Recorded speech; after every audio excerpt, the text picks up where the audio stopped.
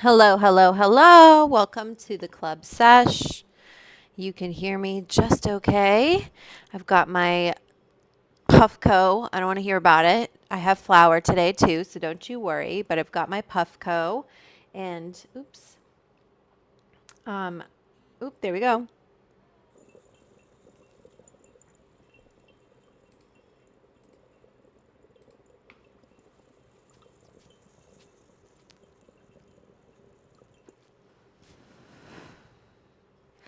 There you go.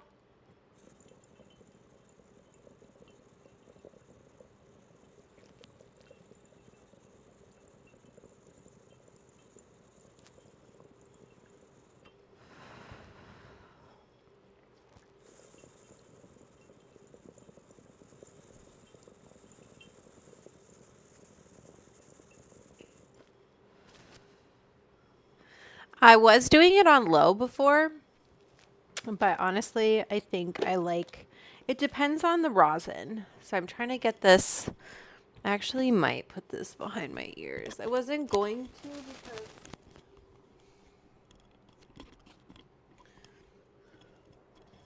I gotta clean the dab thing. Oh shit. Oh no. I grabbed them with my hair this year.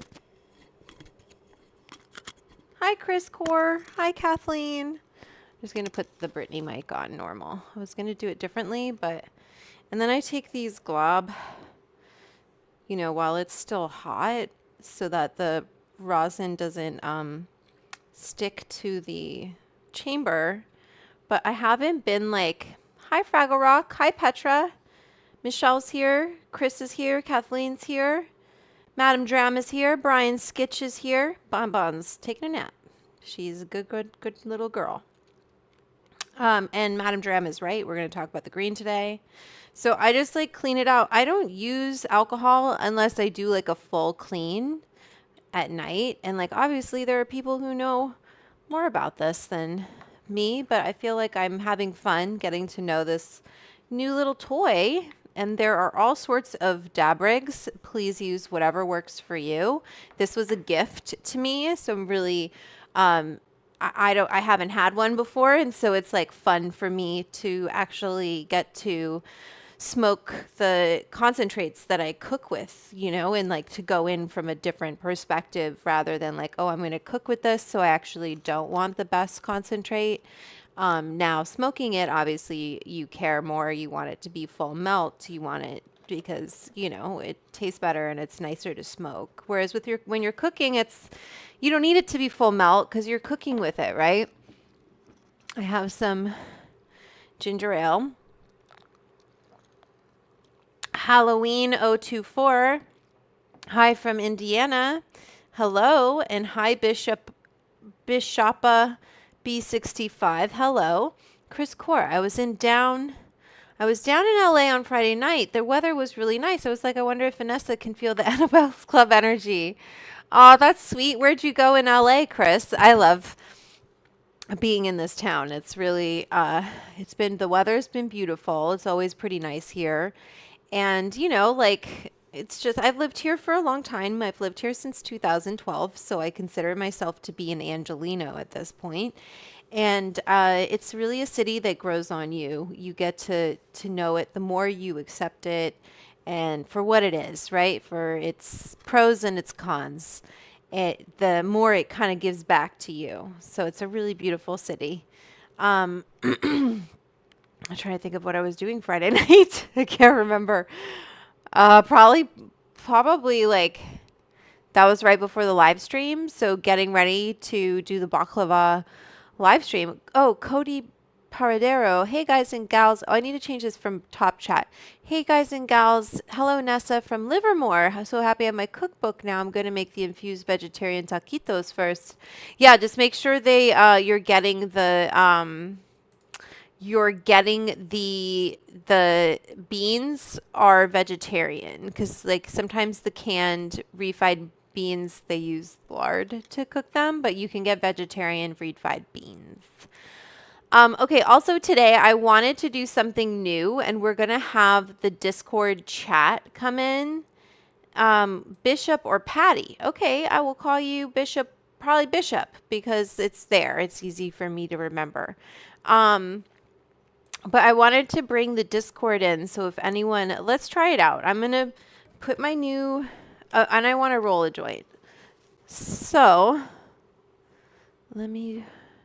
so here we are, right?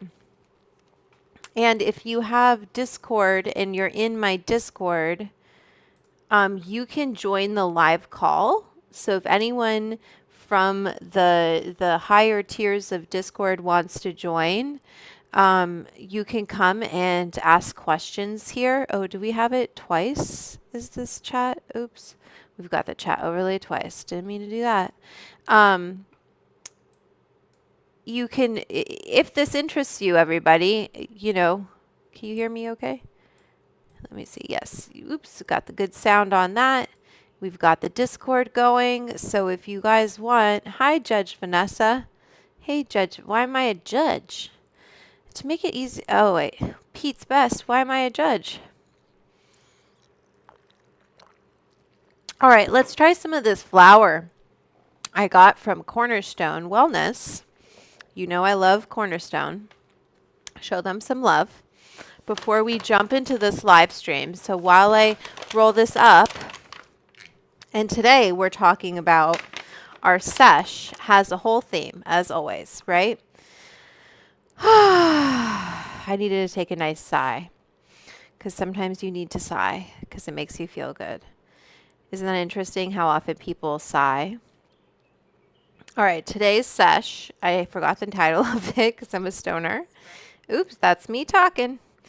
Your garden is listening. Ooh, exploring the science and mystery of how plants communicate. So we're going to talk about how plants communicate today. We judge. Oh, I see. Yes, for the Canifest, I'll be judging that. That's going to be a lot of fun. Thank you for reminding me. So like I said, I'm here in the Discord. I'm cooking right now, so there would just be frying sounds in the background if I hopped on Discord. That's cool. You can wait till you're done cooking. I'll keep it open and we can go back and forth. And if you want to raise your hand in the chat or in the gavel, I need a gavel. That's right, Madam Dram. I need a little bump. Did you see Marjorie Taylor Greene? She was like smacking her gavel down. She was like upset. I don't remember what she was upset about. And someone else in the chamber, whatever they call it, was like, you can smack that gavel all you want, like it's still like you're still full of shit, basically. Anyway, not to get all political. So this is our Discord. Today we're going to talk about plants and communication. I'm going to roll up one of these jars. I guess I can put it into a poll, what I should roll up first, because I got a lot of different stuff from Cornerstone Wellness. So I have some Super Boof, which is Tro cookies, or tropical cookies, black cherry punch. And this is coming from Moon Valley Cannabis. Okay, so we've got some super boof. So let me put that. I'm going to start a poll. What should I roll up? And what I'm smoking right now is this iPoppy. The dab that I took is this iPoppy live rosin. It's their sour poppy diesel, and it's delightful. I've been enjoying it for a couple of days now, ever since I went to Cornerstone, and I've just been having a good time. Here's what I like about dabbing. It just doesn't smell as much, if I'm being totally honest, and I find that I'm smoking less in the sense that it takes me longer to go through this, right? This cost me about the same as an eighth of weed. It was what, $50? And this eighth is also, this is 38, but you know, like it depends on the eighth. I think there is a $50 eighth. These are both 38. And then this sour runts, right? This is 51. This sour runts from Nameless. Right? Okay. So let me put in the brands too. Moon Valley. Oops. And Nameless. Sour Runts. And then what my point is like I can smoke an eighth in a day. Like there's no way I'm smoking. I know some people can smoke a gram in a day, but like that's not what I'm doing. I'm doing like little baby dabs. So it's been really nice. What up, Fraggle, says Michelle. There's been some nice chats in the Discord happening, which is cute. I'm jealous can't use weed right now because I have to pass a drug test for my new job. That is not very fun. Okay, so we've got Super Boof, and then this is the other one, Zushi. Zushi is a mix of Original Z and Kush Mints. So Zushi is another option from Moon Valley.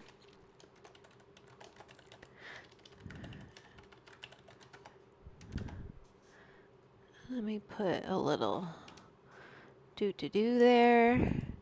What do you guys think of the dog walkers so far? We have another one coming up tomorrow. We've been trying to like drop them every Thursday at 4:20 p.m.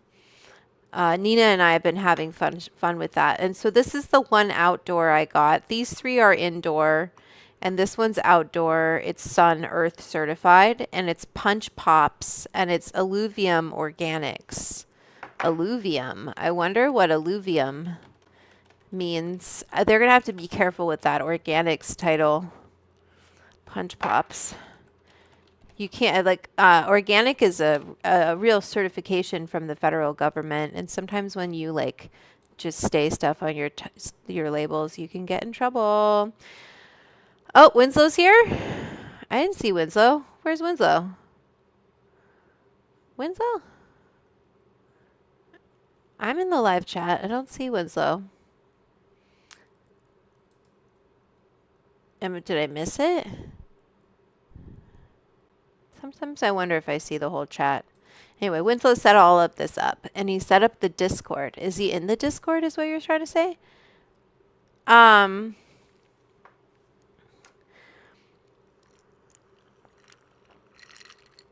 wow. I didn't think Zushi was going to come in so hot.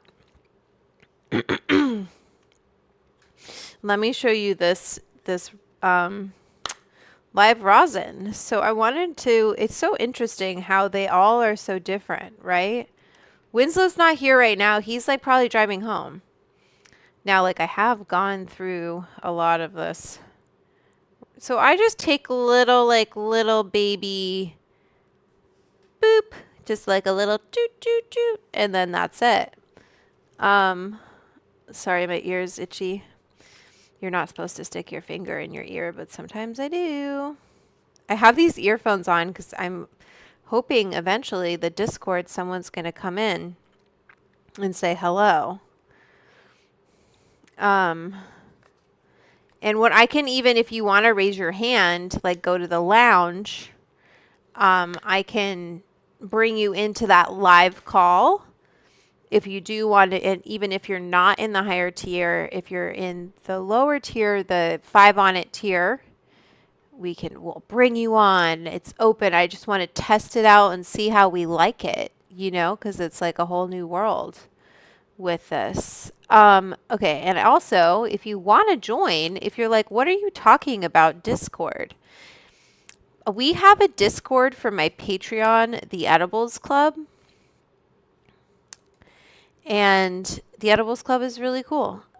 Okay, what do we got here? Super Boof. Wow, Super Boof is coming in now. All right. I'm going to let it roll. I'm going to let it ride out for a second longer. See what ends up winning and just kind of prepare my station for rolling a joint while we get into this topic today, okay? Also, if you're going to give any super chats, I have my chalk here. Super chats are part of how we make this all possible on top of the Patreon, the club. Hi, Amy. It's okay. People come in and out of this live stream. There's no late. There's no nothing. Just we're all stoners. I think we can all be pretty chill. We're talking about plants and communication today. Nothing too serious, but hopefully interesting for everyone. I know there were a lot of people in the comments of the Patreon talking about how members play music for their plants. Like we can look here. I can go onto my Patreon right now and look right now and see. Jeff Goring says I play music for my plants daily. He plays classical, reggae, sometimes EDM. Oons, oons, oons. My grow room always has music playing even when I'm not actively gardening. And then Madame Dram says I play mostly jazz or classical. It's like elevator music for the grow room. Isn't that cool? So that's in our Patreon comments on the post. And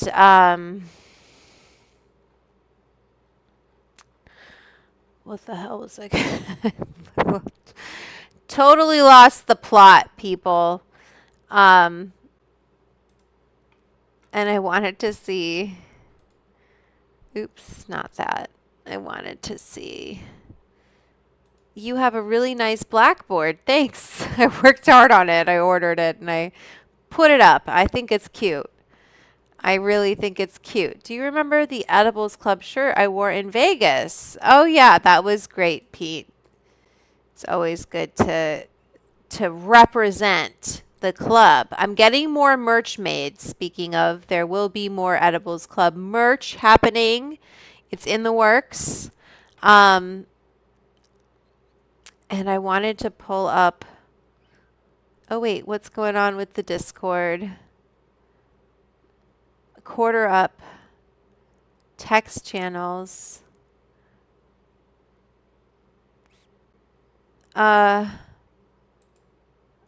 Live call. There's nothing there. I thought someone was raising their hand. Just like you, doll. Thanks. Thank you. I'm getting a little lost in the sauce. Okay. So here's what I want to present to the club while you decide what I should smoke. It's looking like Super Boof. What if your weed plant actually knows you're here? It does. They have to know that we're here, right? Like they're aware of humans, I think. I feel like my plants are. I don't know. I don't know. Today's journey dives into plant awareness, memory, and whether your garden is conscious. Okay, so we're going to look at some videos.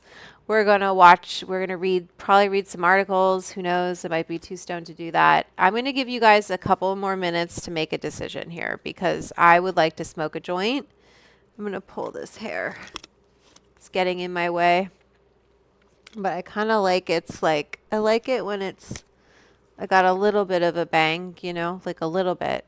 And then I wanted to pull up. Where did that go? I'm going to get my paper going. Everything is conscious. Right. I mean, I definitely know like they respond when you water them, right? And they definitely respond to music. Um, it's just kind of like, are they aware when I walk in the garden? Um, I'm gonna pull up a video. Let's get rid of this. Make sure this works. Oh my gosh, Chris Falconer. I'm gonna write your name on the board. Oops. Thank you so much for the super chat.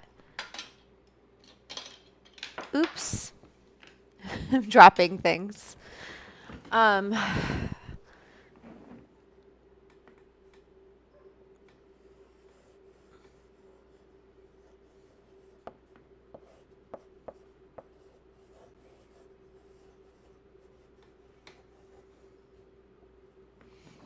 Okay, so if you want to see your name on the board, you know what to do. And belated Happy Canada Day. Thank you so much, Chris. Belated. Canada Day is on July 1st. I should have made the Nanaimo bars. And he says, celebrating summer and a 30-degree day. Nice. When he says 30 degrees Americans, he means Celsius. With the infused olive oil in a panzanella salad for dinner. Did I inspire you the other day? Also just watered all of our houseplants. Well, that is so good. Doesn't it feel good to water the plants and then the next day you can see them just kind of like they're happier. You can tell. They're like, thank you for feeding me and like watering me, especially when you put compost down. Like when I was still making compost, I can't do that because rats. Like rats and like literally rats. Let me lower the bonbon cam a little bit. I wonder if it's... There you go. I wish I could take it. Okay, 1 second. I'm going to let you guys keep deciding while I fix this bonbon cam. So just you keep deciding what you want me to smoke. Oops, but I got these headphones on.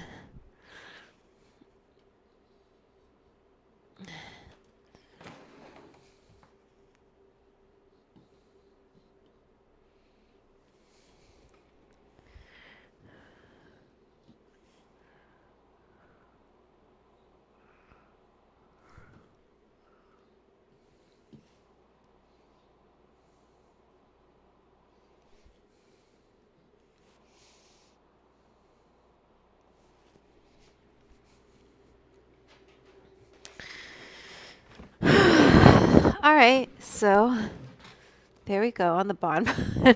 Sorry, my hair. Take that off for a second.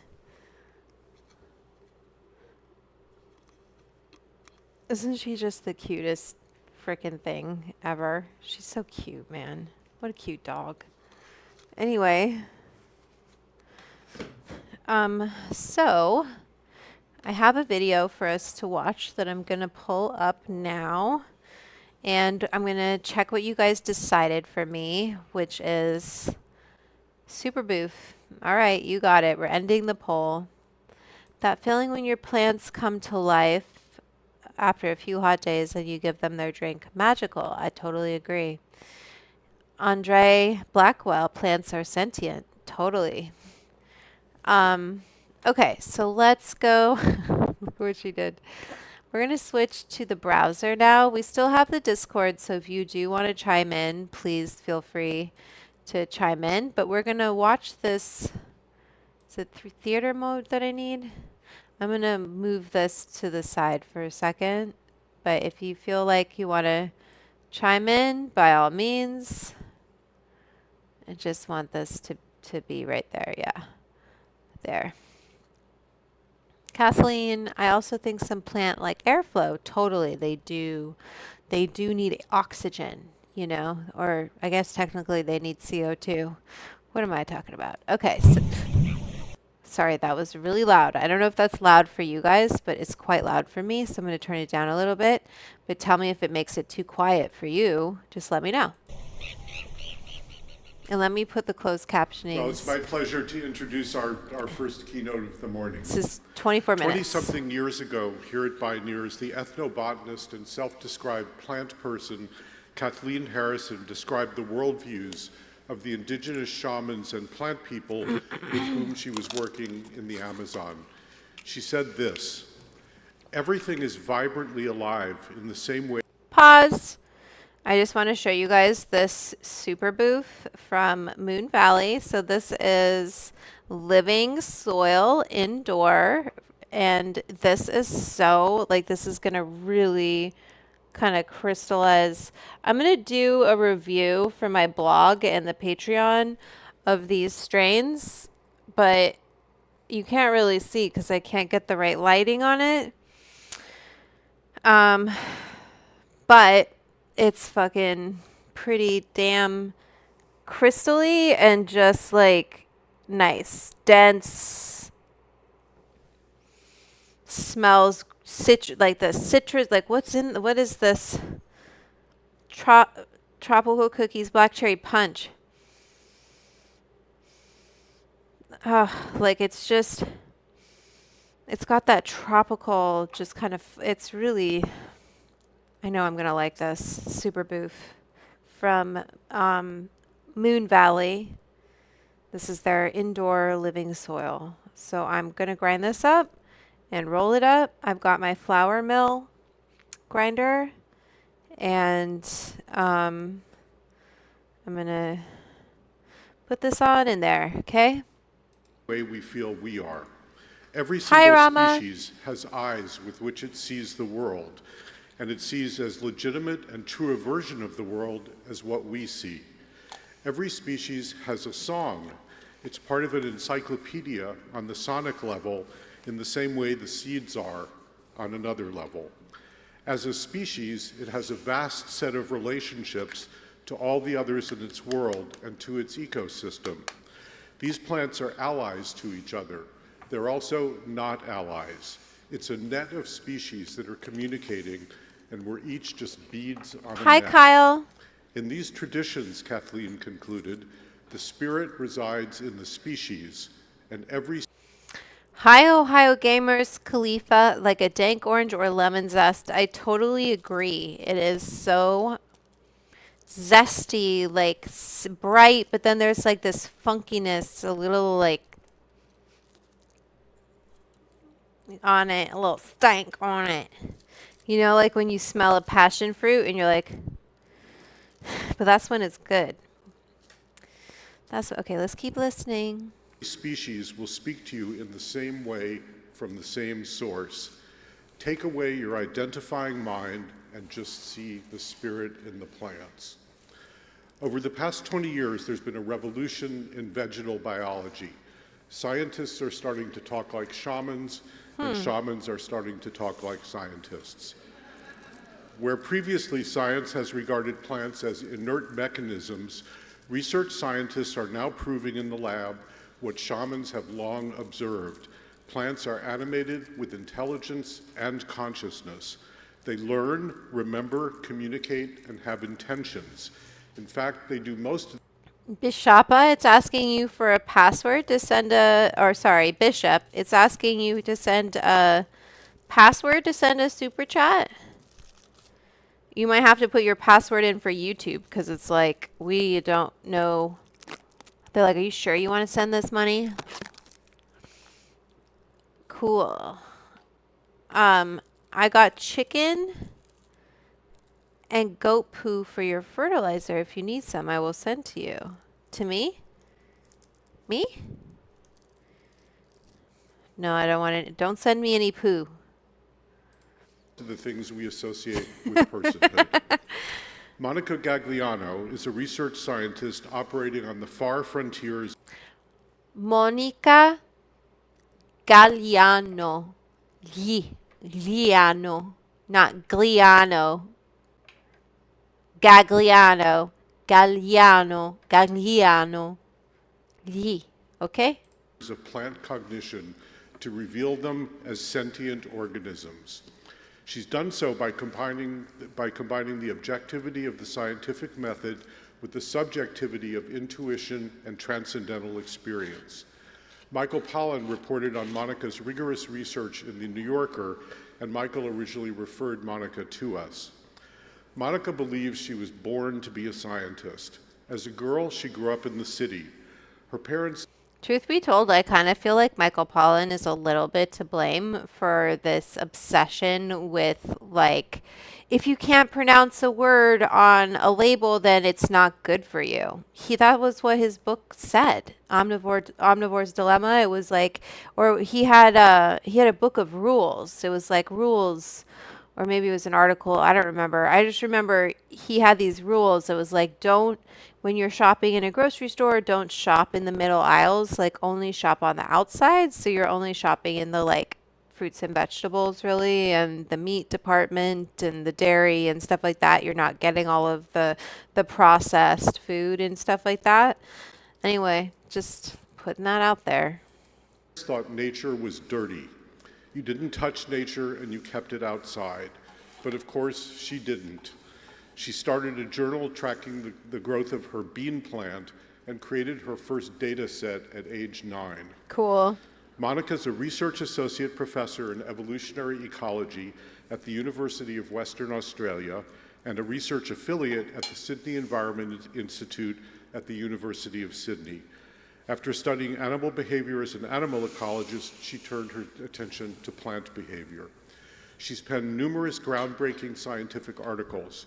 She's co-editor of The Green Thread, Dialogues with the Vegetal World, and The Language of Plants, Science, Philosophy, and Literature. Monica's new book is Thus Spoke the Plant.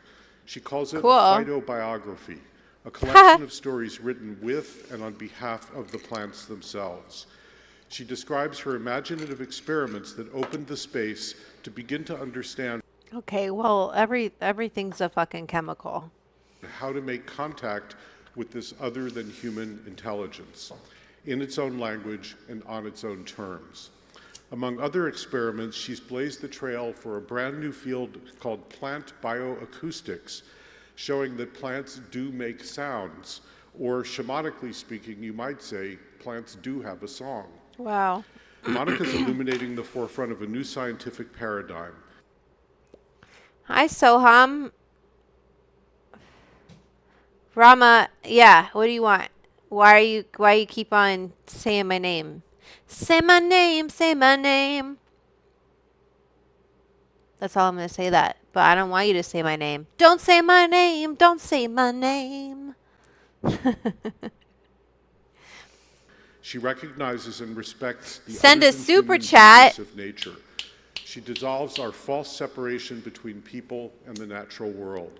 She seeks to learn the languages of nature, and she quiets her identifying mind to see the spirit in the plants. Please join me in welcoming a plant person supreme, Monica Gagliano. Oh my God, this guy. How disrespectful to, like, I'm sorry. You do this whole fucking spiel about how wonderful this woman is. You can't learn how to say her fucking name? Gagliano, gag me.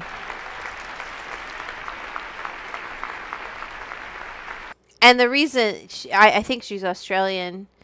A lot of Italians in Australia, because that's, you know why. Europe sent prisoners to Australia.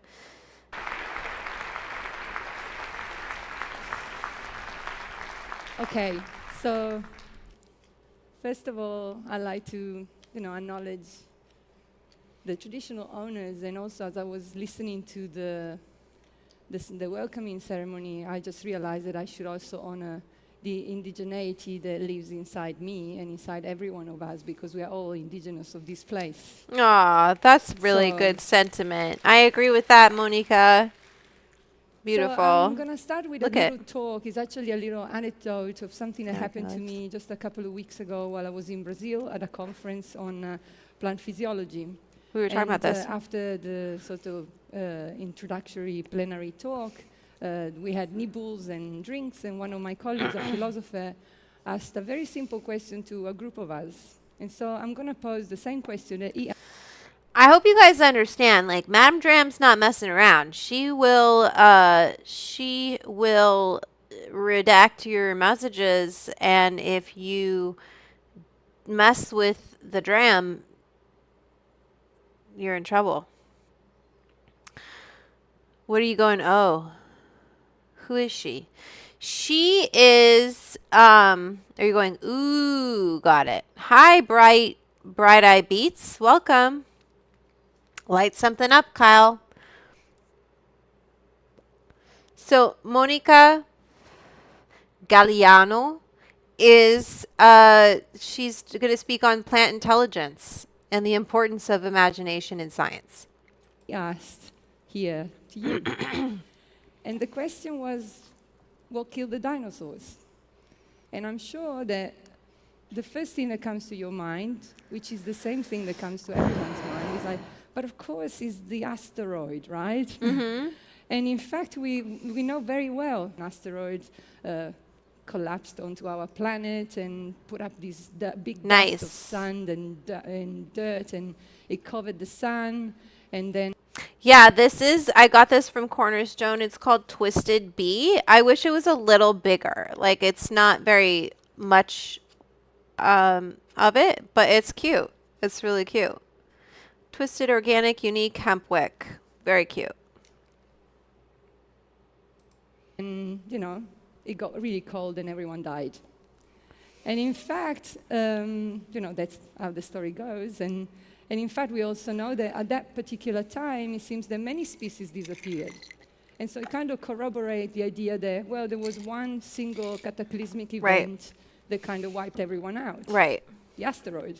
Right. And then in 1978, in the peninsula of Yucatan, we found this huge crater. And so that was the cherry on top of the cake. He's like, well, that's the asteroid.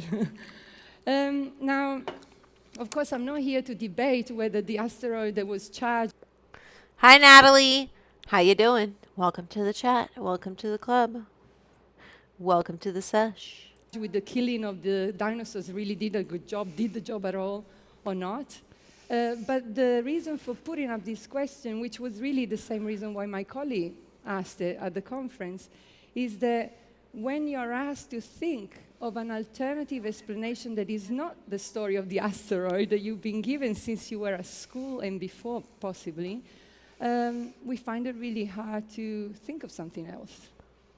But it is the asteroid. What else could it be? Right. And so the point of this is that pretty much by the time you go to school, so by the time you turn 7 or thereabout, your imagination has been already stifled. And your actual ability to think of alternative possibilities is reduced dramatically. And so I'm going to talk about the role of imagination in the context of science, but it's just an example of what it really means in the wider picture, especially in the context of the wider picture that we are experiencing right now. So imagination, from the roots of the word, it means create images of something, or representing something, representing the world. And of course, we all know our imagination touches and deeply moves us, especially when it's expressed through creative approaches that artists and musicians, for example, are really good at. And so what I find intriguing is that basically imagination is the creative ability of our mind to literally dream the world and worlds. And so it's a bit surprising that such a critical, creative endeavor would be kind of dismissed when we talk about science. When we talk about science and you talk about imagination in science, the word takes a totally different meaning. And suddenly you're talking about like fanciful, speculation of empty assumptions. Basically, they're telling you, what are you talking about? Right. There is no such a thing. So there is either a tendency to kind of downplay the role of imagination in science or completely dismiss it from the important role that it has in the construction of knowledge through science. So I'm not here to, lay judgment on science. But it is true, though, that our... She's Italian. She's Italian. Like, she's not Australian. She's Italian. modern techno-scientific world has kind of subscribed to a arid version of imagination. And it's very different and very far away from what we know imagination is when we think about it as the creative beings that we are, because we are all artists, we are all musicians in some ways. So what I was interested in is like, when science, which is a strong voice in our culture still, when science describes a world that is kind of deprived of imagination, then we're describing the human and the rest of nature as a system of cogwheels. Right. And suddenly those parts are easily to dispose of. They are, replaceable. And in the worst cases, and we see this all the time, they become worthless. So again, as I said, I'm not here to pass judgment on science. I'm a scientist. I love science. And I think science is yet another amazing creative endeavor of the human experience. So what I'm interested in is how we actually got to stand in front of this door and why we are so scared, especially in science, to open it. Because I have my little theory. For me, the idea of imagination, of course, brings up like this feeling of unruly and out of control. And in a world that we feel increasingly unsafe, and we, as a counterpart, we feel like we need to control. The more we control, maybe we have the illusion that we will feel a little safer.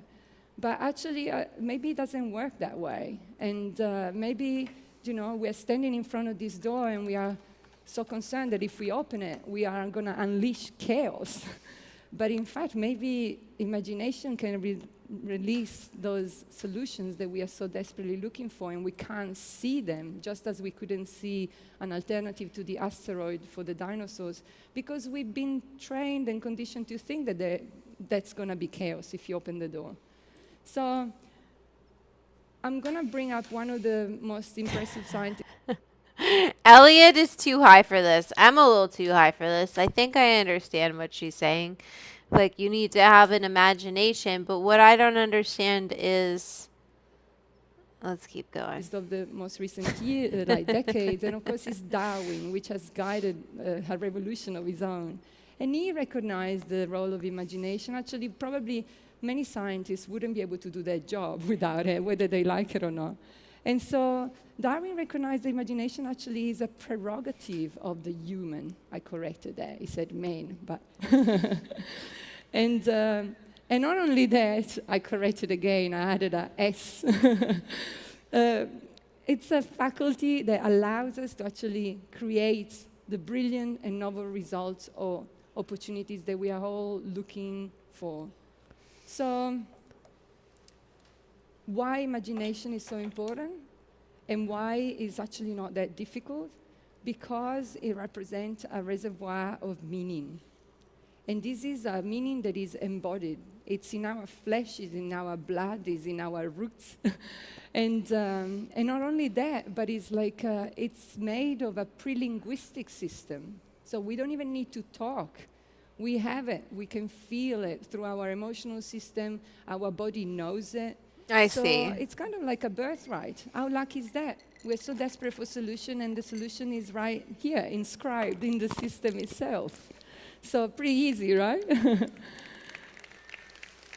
But from a Darwinian perspective, or from an evolutionary perspective, well, the reason why this information is so important is actually because it does guide action and adaptive behavior.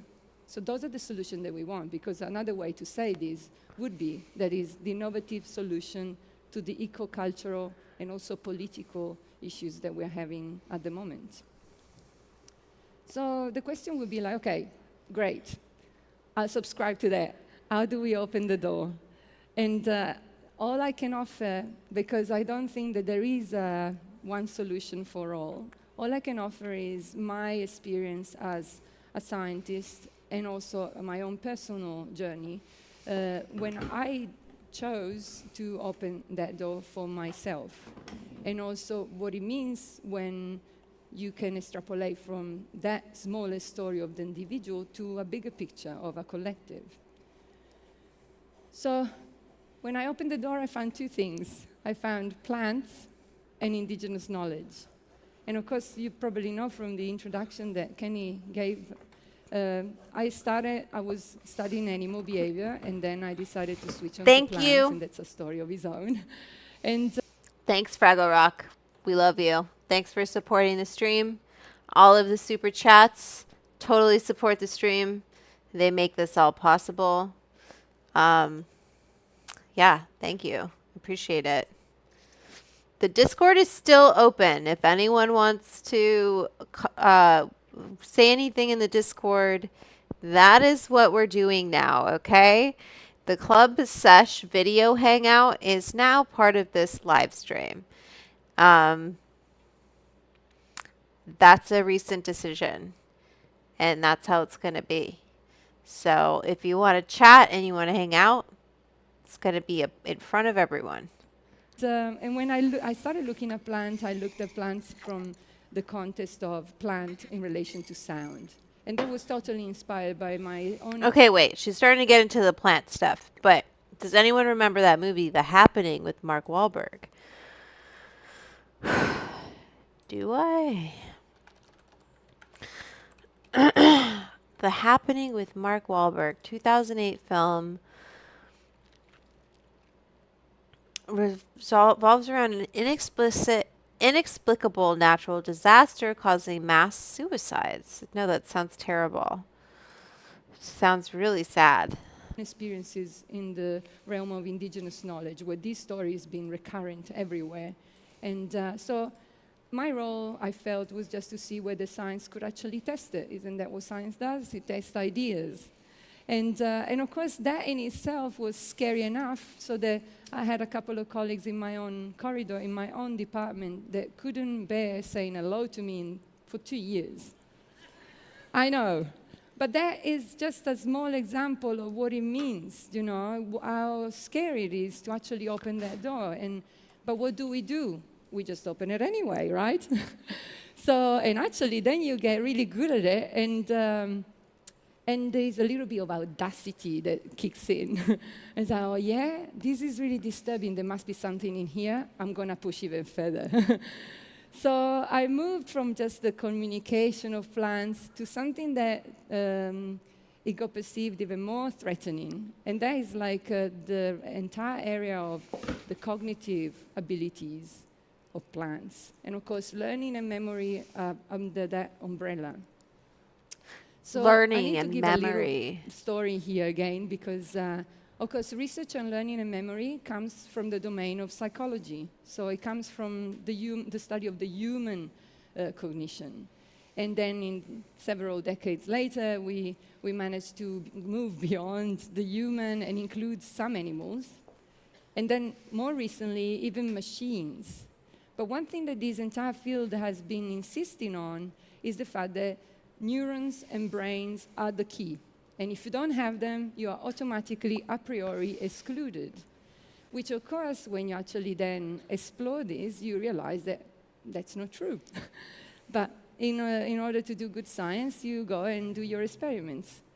So the first plant that I worked with is Mimosa pudica, also known as the sensitive plant, because it moves really fast, literally, at that speed, or even faster. And the reason why this plant is being loved forever, literally, there are records from the Roman time. Darwin was passionate about mimosa. And then you probably have known and seen about her from a beautiful article that Michael Pollan, which is somewhere around, wrote a few years ago for the New Yorker, where mimosa was featured, and Michael did a really good job at describing one of the experiments that I did with these plants, which included like dropping the plant and see whether the plants could learn to ignore me, basically. Wow. And it does. It learns really fast, and it remembers for a very long time. But I'm not going to go into mimosa, because I like to spend some time to talk about a kind of higher level of learning, which is from a pea, the nice, humble, green garden Cool. pea. Now, to understand what I did, Hi, Harry Lee. We're learning about plant intelligence and memory. Oh, and look at who just went back on her mark. Good job. with the peas, we need to go back to the animal kingdom. And I'm sure that many of you are familiar with the Pavlovian study of the dog. Right. So just to, go briefly through it, Pavlov noticed that, of Hi, course, Sir dogs Stabulus. salivate when they are about to receive their dinner, and they're getting very excited. And then he wanted to know whether he could kind of manipulate that behavior. So the salivation of the dog to dinner is instinctive. Dogs do it. So then he needed to find some neutral. Wait. Hold on a second. Hold on a minute. So, Ohio Gamer says, that was a weird movie. Fraggle Pothead says, plants create an airborne toxin as defense mechanism against humans. Because we're such assholes and we're ruining the planet? Is that the idea? In that movie, it's a thriller. Oh, and it gets everyone to I get it. Hi, Harry Lee. Hi, Sir Stabulus. That's funny. Fear not, I have arrived. We're not afraid. We got plenty of weed. No one's afraid here. Yeah, that would be thrilling. Does anyone watch Last of Us? Pretty sad. I won't do any spoilers if you haven't seen it. It's a great show.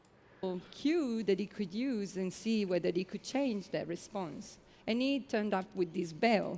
And so the story goes that whenever he rang the bell and then presented dinner. She's talking about the Pavlovian response. Sir Stabulus, greetings from southern New Mexico, beautiful part of the country. Shout out from Baked Chicken Farm Cannabis Grow. Very cool. What are you growing? What's growing? What do you got in your garden? And do you play any music for your plants? We want to know. The dog would salivate. And then, because the dog learns about the relationship between these two things, the bell and the dinner, and the fact that the bell predicts the arrival of dinner, then the bell on its own suddenly is producing the salivation of the dog. Babana is definitely like that. She's twirling, she's definitely Pavlovian. Every time I go to get a glass of water, because it's next to her treat station, she starts twirling. Amen. FC, The Last of Us, good, but the second season ruined it. Game is goated. Okay. I haven't played the game. Elio the Alien, hi. How's it going? Welcome to the sesh. Harry Lee, my farmer played, and I spice up your life to the next batch of Spice Girls. Really? There are a lot of good Spice Girl songs, but Spice Up Your Life is pretty great. There's also, what was another really good one? That's upbeat, right? Obviously, Wannabe. If you want to be my lover, you got to get with my friends. There's even a rap in it for them. I don't know if you would call it a rap, but it's kind of a rap. Should I set a goal? I don't know where we're at with our super chats right now. I think we have $10. I'm going to try setting a goal. I've never done it before. Oh, I thought I could. Oh wait, I can right here. Pick a goal, 10 super chats. Yeah, let's try 10 super chats. Teal and higher. For the next 2 hours, because I'm sure, well, no, that's a little late. For the next hour. Show how, oops, I didn't mean to do that. Show how you'll celebrate. I'll rap the Spice Girls wannabe. I'll perform. I'm not going to say perform because I'm not going to. I think I need to do more super chats for this, okay? I need at least 15 to do this. This goal is starting. We'll see if it happens. I'm not going to be that bummed if it doesn't happen. I'm going to be for real. Because then I don't have to rap. So if you guys want to say, if you want me to rap, you got to send those super chats. I'm not doing it otherwise. And that's fine. Don't send them, actually. Preferred. But I do know it. I think I know it by heart. I might have to look up the lyrics, but that was definitely. And so, what Let's learn about plants. We're here to learn. This isn't a rap, and by rap I mean like as Spice Girls, right? Like it's not a very rappy rap. I don't know what makes a rap more rappy, but whatever it is not really part of this. It's like a pop girl rap, which I love.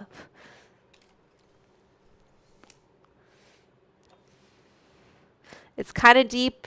It's really not that deep. But this is deep, what we're learning about plants. I'm not busting a flow. We got 0 out of 15 of the super chats. Okay? Got 0 out of 15. It's a lot of super chats, and I set it that high because that's how much I don't want to rap. On set. Okay, well, Harry Lee, you're going on the board. But I think I set the super chat to be at least $5. I'm sorry. Harry Lee, I really didn't want to do the rap. But I'll say this. If we get 14 super chats, I will count yours toward the super chat. Okay? Did you watch Spice World when it came out? Duh. Did I watch it? Please. I was premiered out there. I got dressed up as a Spice Girl. Always posh, but secretly wanted to be ginger. what is interesting about the experiment is the fact that, first of all, the dog is evaluating what's going on in his environment, and his goal is. Harry, I thought it does specify. Doesn't it tell you? 15 teal super chats. Should I edit it? I don't want to remove it. That's what it's got to be teal. I didn't even know what that means. I could have said it lighter. My bad.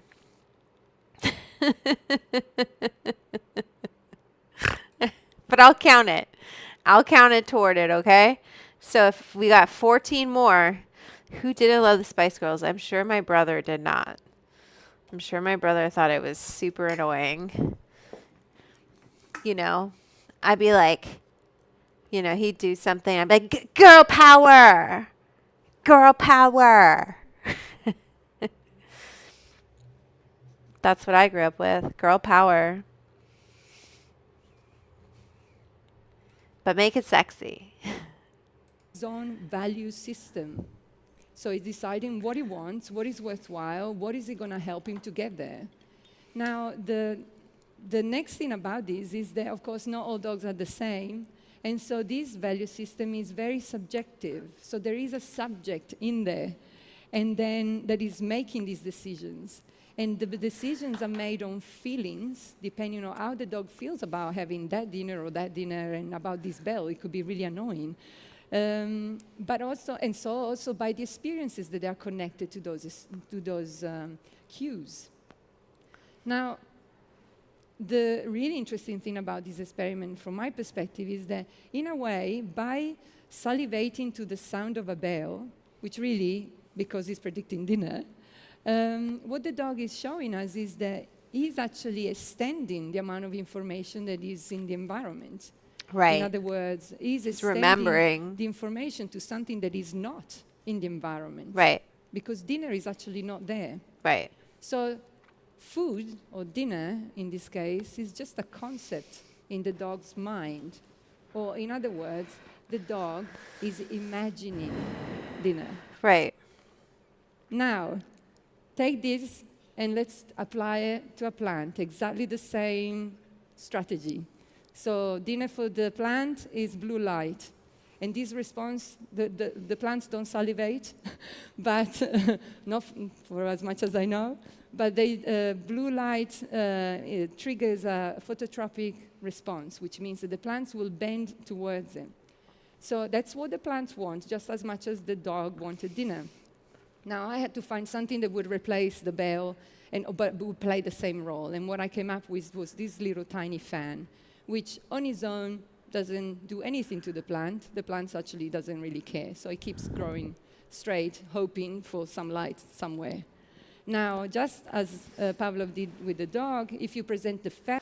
Nina has entered the chat. Oh, shit. Harry Lee said, spice up your life. Harry Lee said, spice up your life. He wants that. He wants this goal. And that does count. Look at it. It says 1 out of 15 in my goal right now. There you go.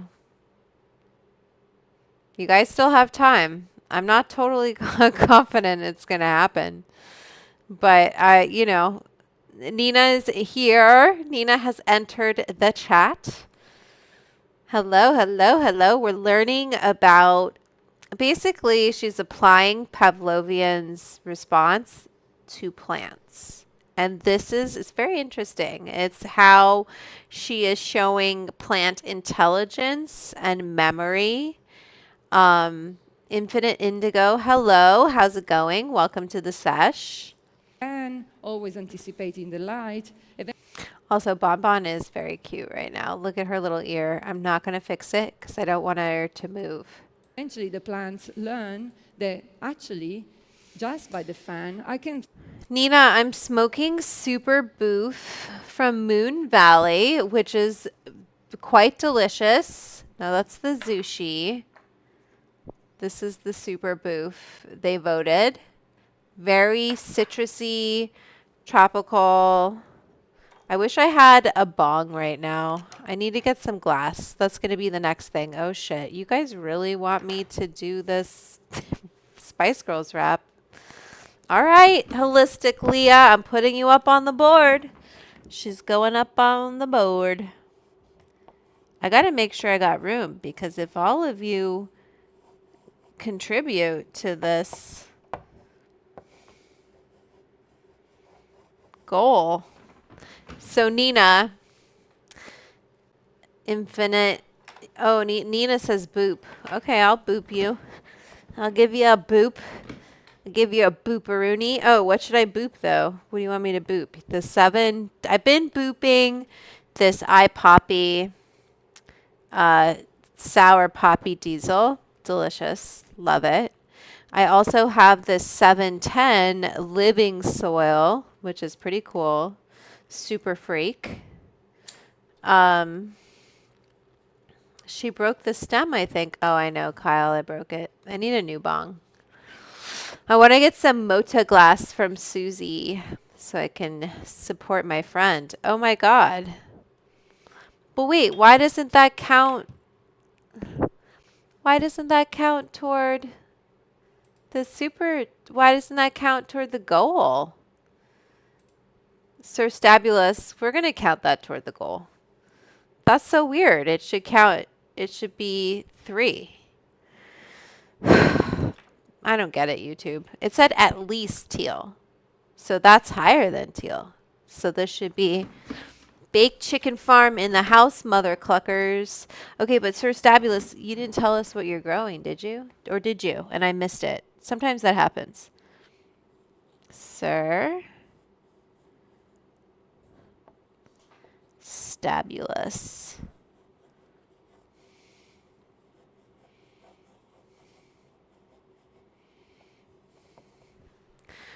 I want to make sure I spelled your name right. Sir, wait, what did she call first? She broke the stem.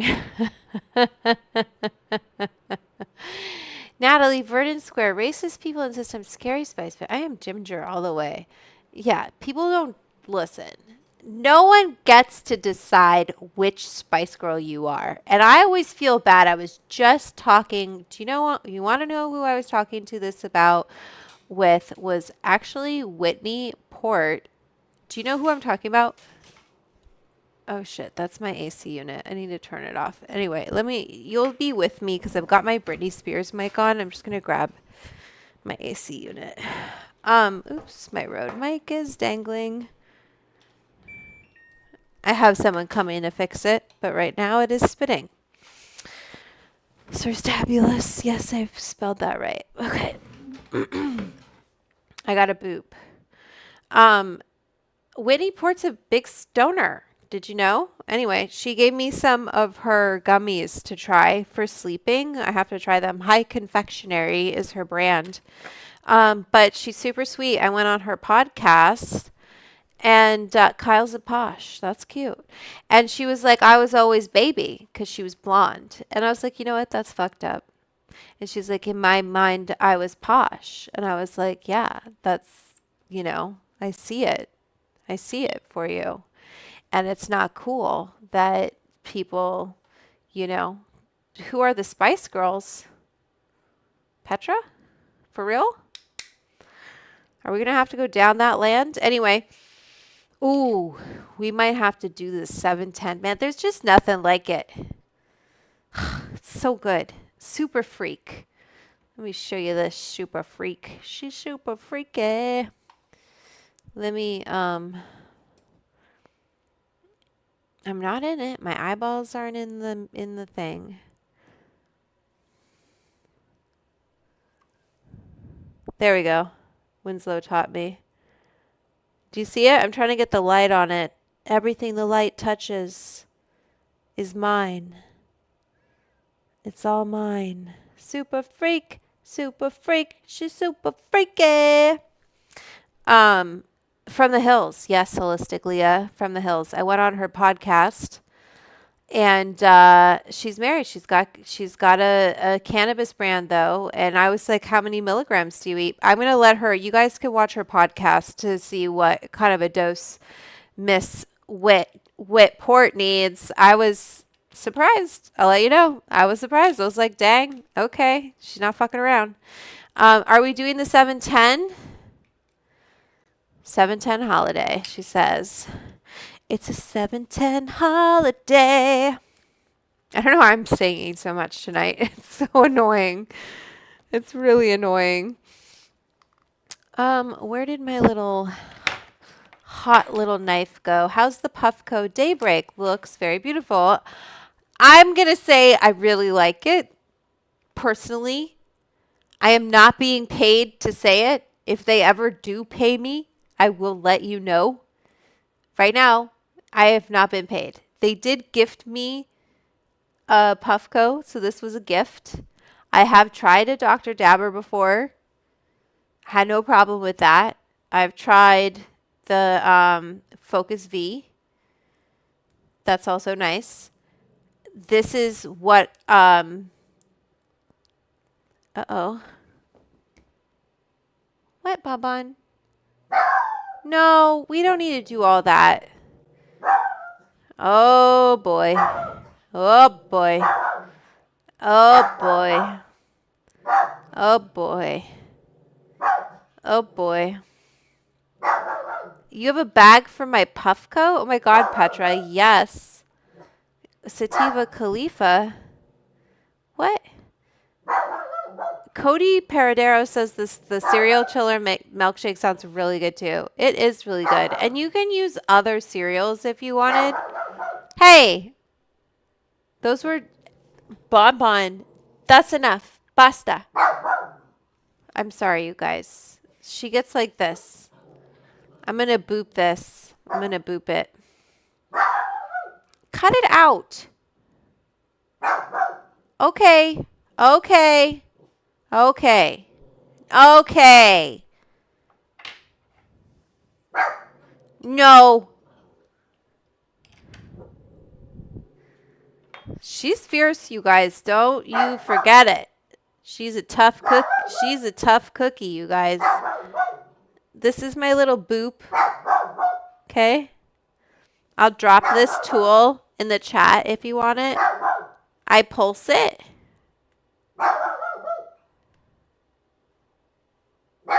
See, and it'll just slip right off in there. Okay, sit down. Sorry, you guys. I don't want to yell in the thing. Bonbon, that's enough. That's enough.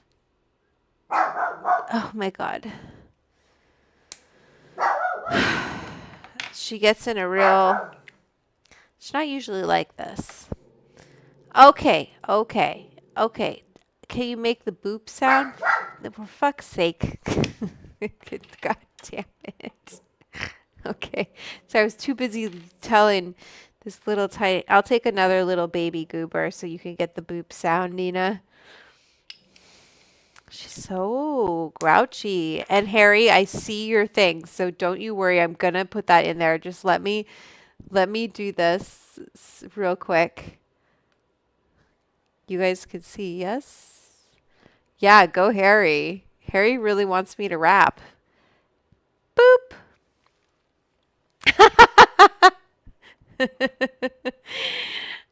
What isn't a hybrid strain nowadays? You said it, Natalie. You said it. Where did Michelle go? Where is everyone? Where's Petra? There she is. Who is she barking at? Who the fuck knows? Could be a squirrel.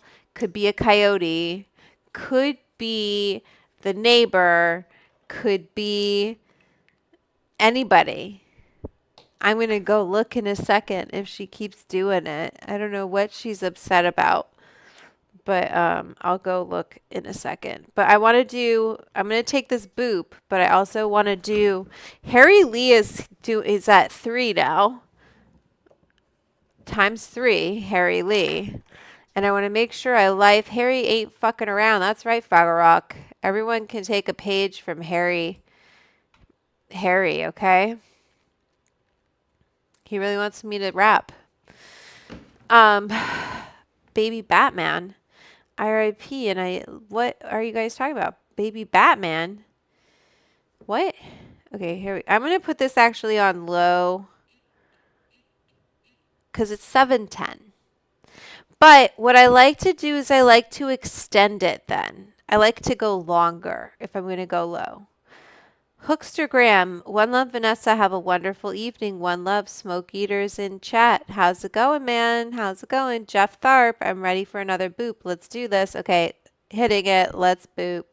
Let's boop. What's boop?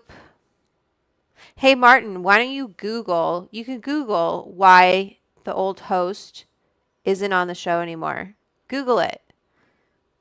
Okay? Ask him. Why don't you go bug him about it? Why are you bugging me?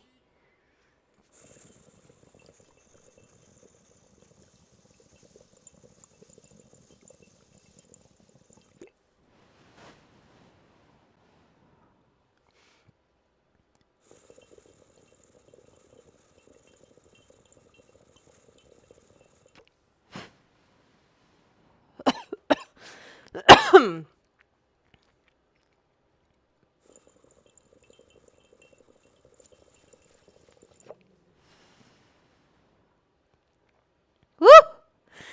It's the 2 boops.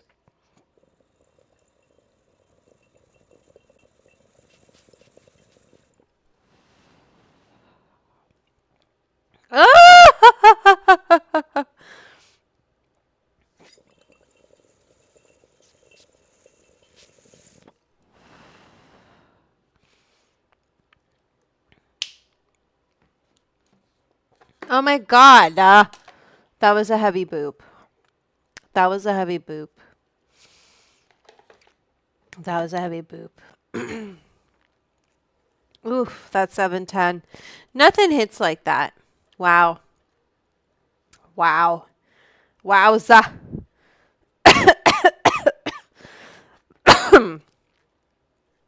I don't usually cough actually from this. I haven't been coughing, especially on low.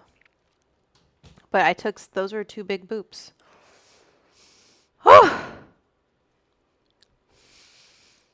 She likes to move around. Oh my goodness. Oh my goodness gracious. We might have to roll up a different flower. Oh yeah. Two boops in one. I know, Natalie. It's a lot of boops. It's a lot of boops.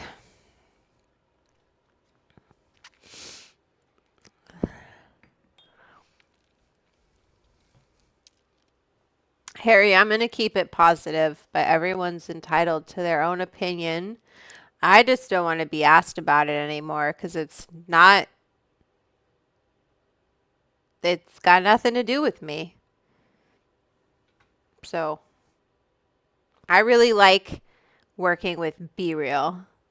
That's usually my response is I love Be Real. What an awesome guy. What an honor to work with him. And how awesome.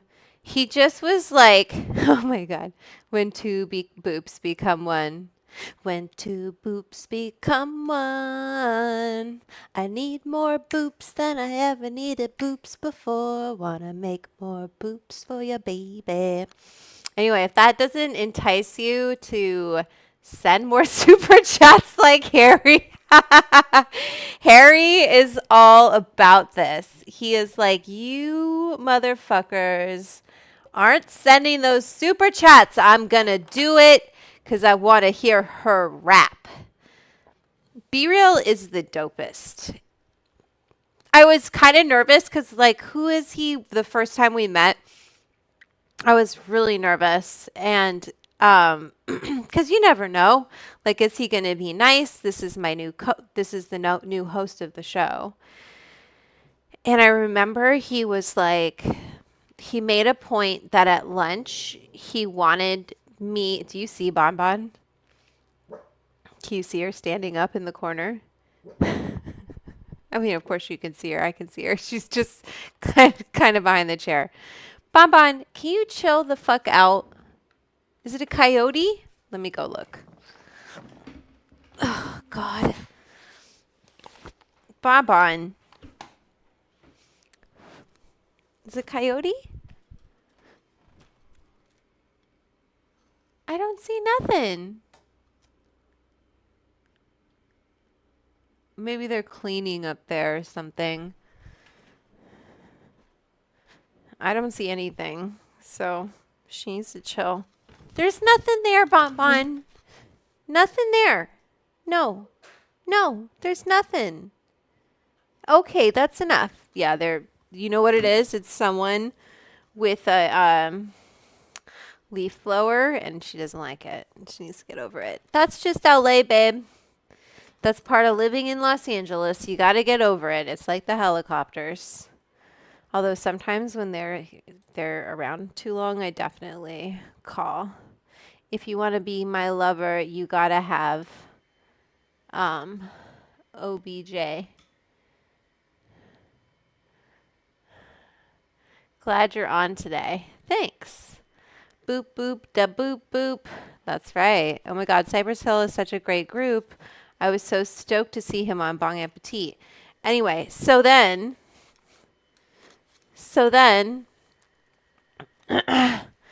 oops, let me fix my hair so it's not in my face. Put it this way. So then he was like, Vanessa, you pick where to get lunch from, and we all ate lunch together. And I just think, like, after that, we just were like, yeah, you're cool. And he just was very, open, literally would like open doors for me and wasn't competitive at all as far as like who's going to speak. He didn't give a fuck. He's Be Real, right? Like he's a major star. So he's like happy to like not have to say a bunch, do a bunch of work, and he's such a hard worker and was like very professional and punctual and all of those things. Like we got that job done and we got really fucking high every episode, but it was just really refreshing and kind of like healing to work with someone who is so respectful and has always been that way toward me. It's just really cool and made me want to keep doing the show. And yeah, basically anything he wants to do, I would do. So, and I'm 99.9% sure it's mutual, if not 100%, because he said it to me. So that's how I feel about it. Like with doing television, he's just everything, like the cookbook. Look at how he put me on his podcast when the book came out, told his audience, was like, this is legit. She's, look at all the work she's done. Her chocolates are great. Accidentally dosed his wife. She had a good time, thankfully. She had a good time. But yeah, such a special show. Grateful for the reunion. I wish it would return. Yeah, I mean, like, I think there's definitely, hopefully, there's going to be more cannabis content coming. It's just really hard because sponsors, right? Like, it's all television is made through sponsorship. And that's why, like, when I say, if I ever take money from a company, you're gonna know. Like everyone knows I make money from Everclear or I had a contract with them to develop recipes and to work with their product. And I work with them because I genuinely use Everclear. If it was something that I wouldn't use and I don't like, then I'm not going to shill anything. That's not who I am. You will know and I will tell you, and it's going to be something that I like, genuinely like it. I am a saleswoman. I've always been a saleswoman.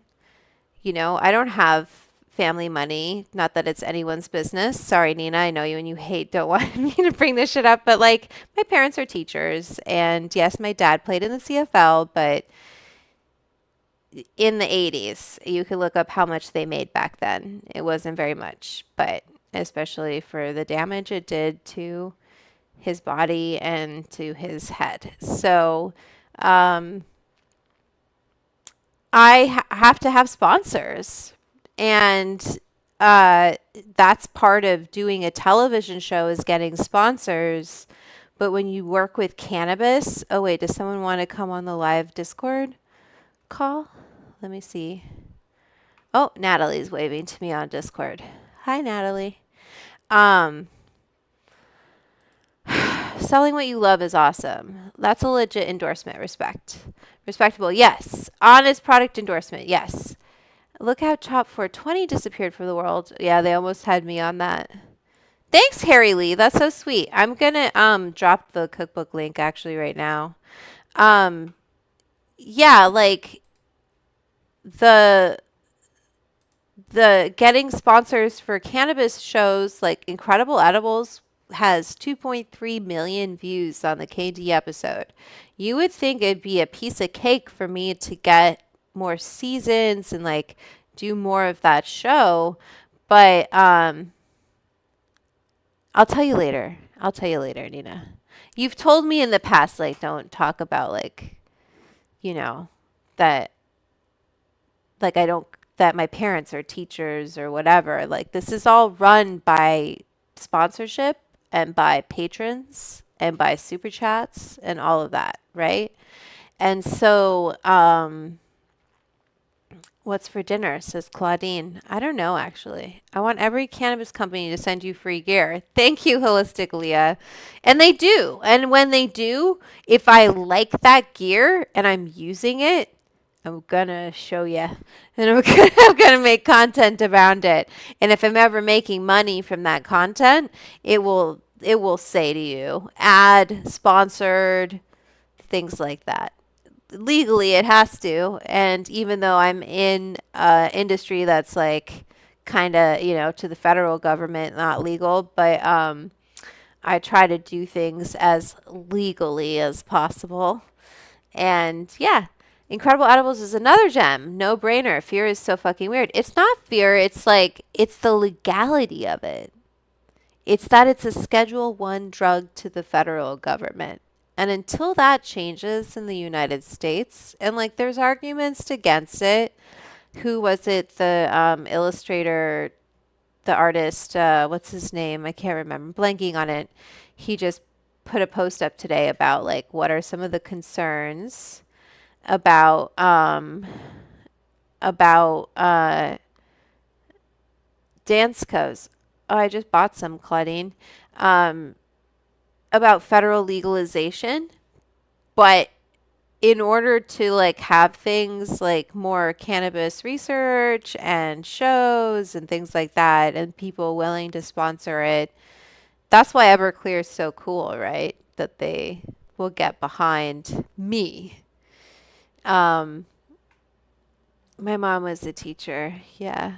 Anyway, I know I just watched the video. I'll send her them if we are the same. I have some. I just ordered some, Nina. They're on their way.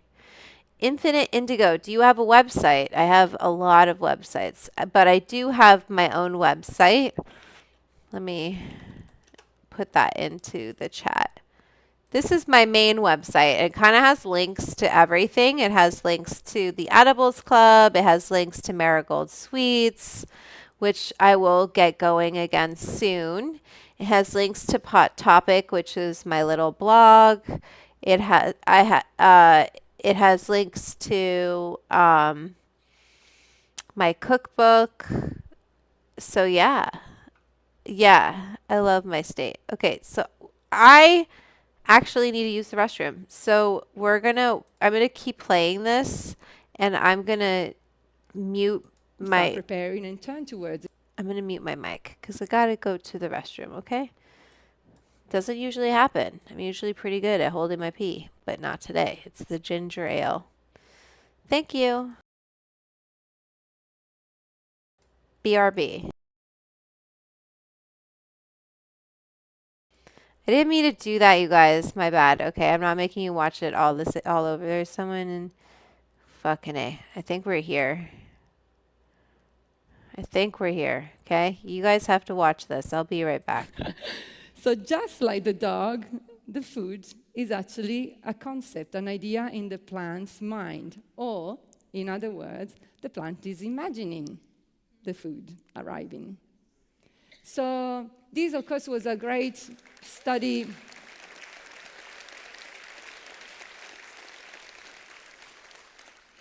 This was a great study because, apart from the results, the scientific results, it was able to disrupt, that linear thinking that, if you don't have a brain and no neurons, you can't have this. And he says, no, it works some other ways. And so we had to relinquish that, or at least expand it.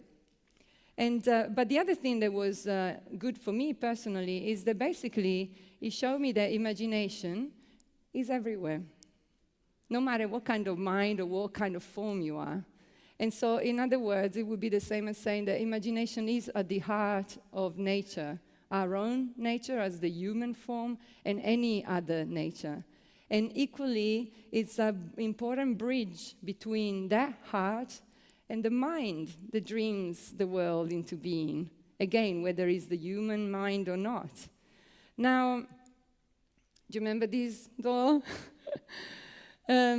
We are stuck in front of this door, and we are so concerned that if we open it, we are going to unleash chaos. But guess what? By staying behind this door, which means we are staying stuck inside our minds, and we don't want to cross that bridge of the imagination that can link our mind to our heart, we are actually experiencing chaos. I'm sure everyone's seen the IPCC report from last week, and it's not exactly great news. But the good news is that we don't have to do this. It's just as easy as opening the door. All we need to do is there, so that connection can be reestablished. It's already there. We just have to open the door to it. Now, again, just to finish, in my own personal life, when my mind, and I'm so happy that I have one, and my heart, and I'm so grateful that I have one, were linked together through the bridge of imagination, I discovered a few things. One, that it took me over those intellectual gaps that I was so afraid of, so the fear of opening this door. Two, that it has integrated what it looked paradoxical, what looked like discrepancy between what I knew and what was to come, the new. And then it allowed for the emergence of this new insight, new understanding, and inspiring ideas. And basically, it changed my life and my world as the individual. But it also showed me that it's absolutely, without a doubt, possible. We can do it, and we just need to dare. Thank you. Okay. Very interesting. Sorry if it was boring for some people, but she was cool. Got any snacks? I didn't get any snacks. I can order something, though. I can order snacks. Totally. Intermission is over. Thank you. Do you guys want snacks? You want me to get snacks? You got it. We need more super chats, people. It's 5:49. I've got Harry Lee is really dominating here. If you want me to get some snacks, if you want me to do some raps, you know what the drill. You know what to do. Nina, will you go into the Discord? Are you still here? I want to try something out. I'm going to go back to the Discord. Where did my Discord go? There we go. I'm going to bring this back over. We've got this sesh going. But we've got Natalie there. And if you want,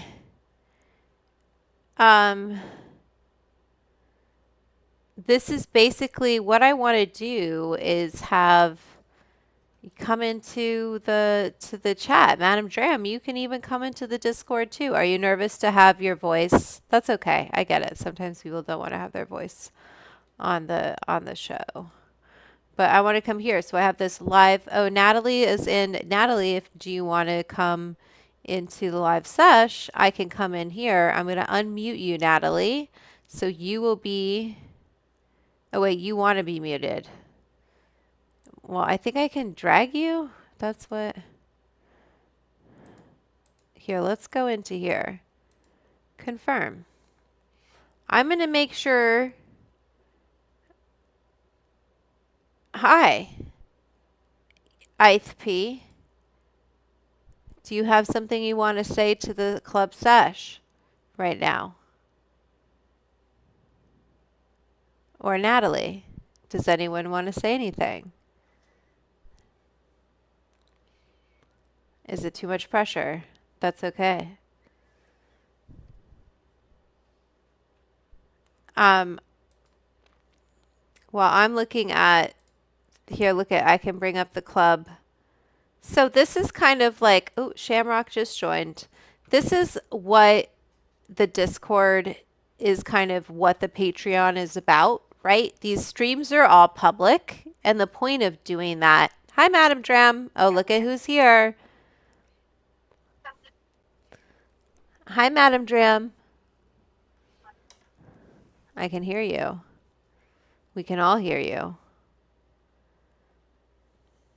I think. Hello? Yeah. You're going to hear yourself in the live stream if you're still watching the live stream.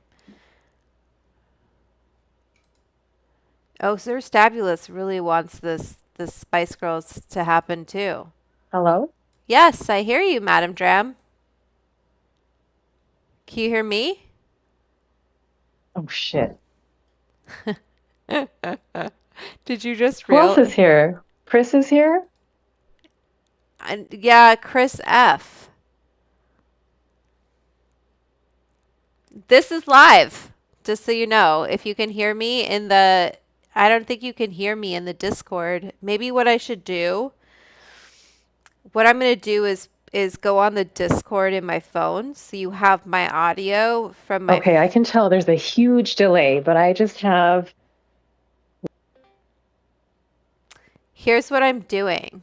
Oh, wait, no. Shit. You know. I turned it... So what we're going to have to do, because there's such a delay... And now I can hear myself. We're going to have to figure this out. This is good. I wanted to figure out how to do this. And I think what we need to do, because there's such a delay, is I need to have a separate Discord account that I can have my audio going into the Discord so you guys aren't waiting. But if you want to say anything to the live stream, I'm going to shut the fuck up so you can say. I can hear myself. So annoying.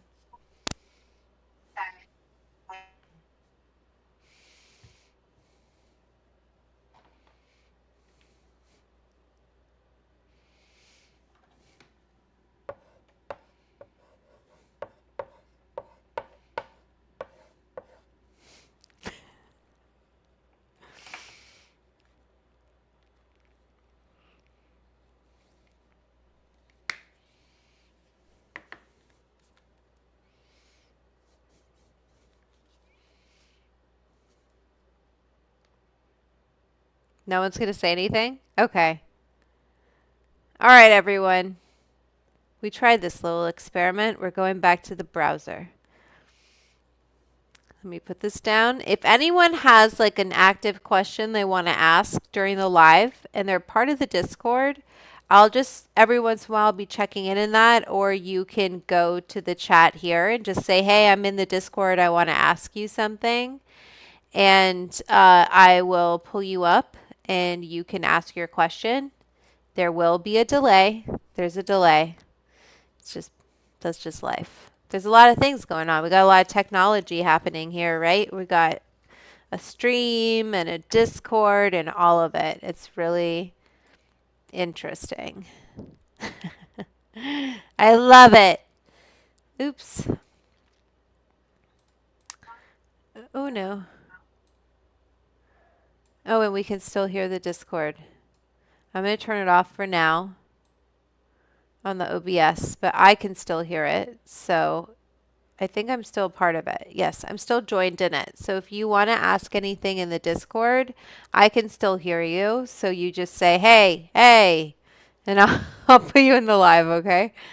Let me read what the chat is saying. Turn into Club Sesh. Yo, yo, that's right, Zachary. That's right. Oh, should I get Chinese is what you're saying? Possibly. Baby Spice was fine, says Sir Stabulus. She's cutie. They're all beautiful. Pass the Richie to the left. Love it. Hi. All right, let's keep on learning because that's what the sesh is all about.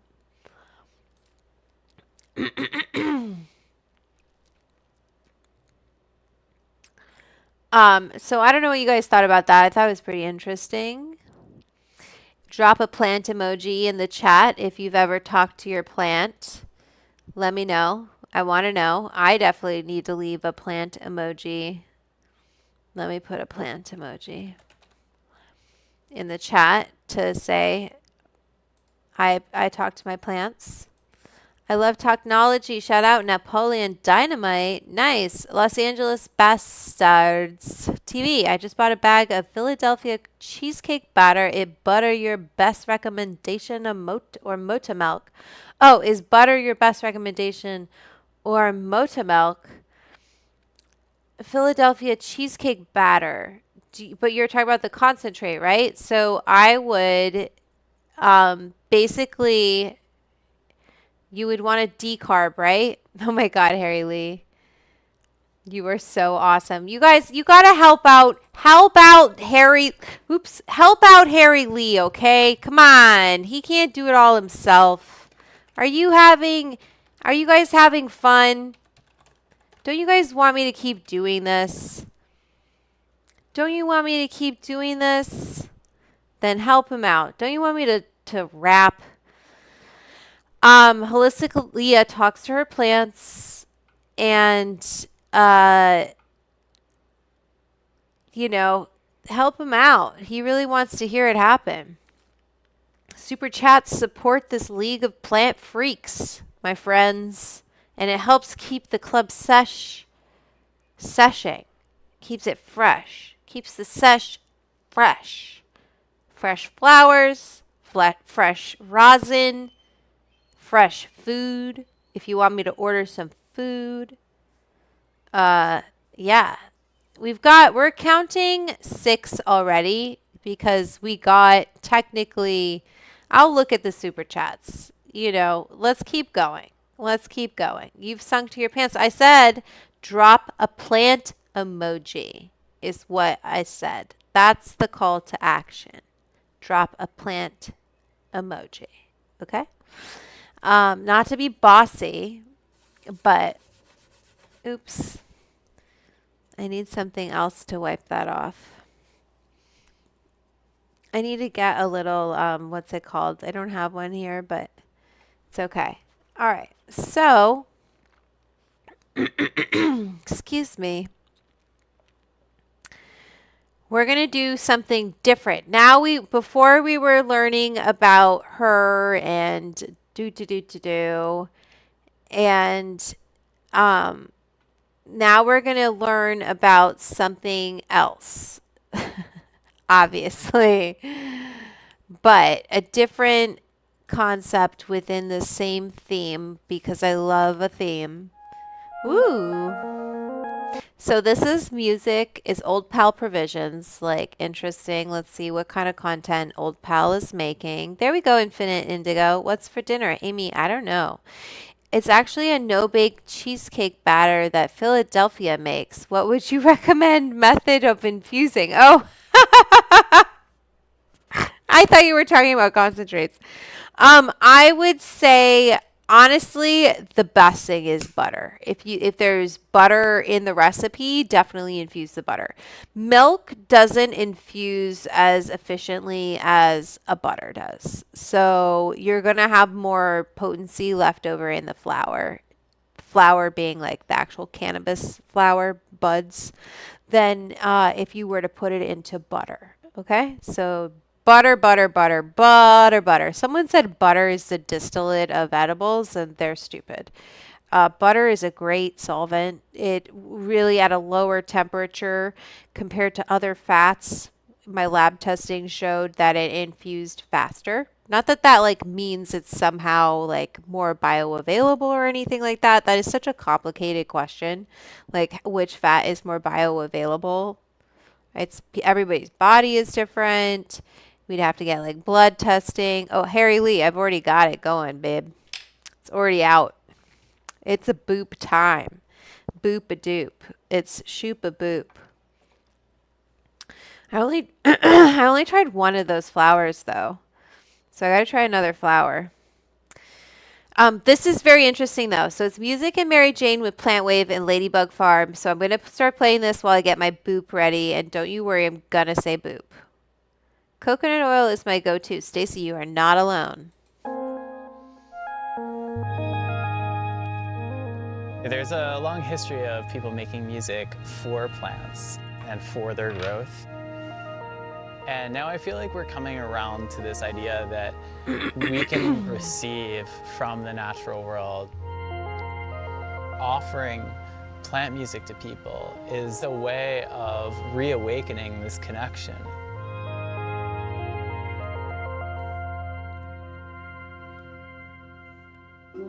Boop!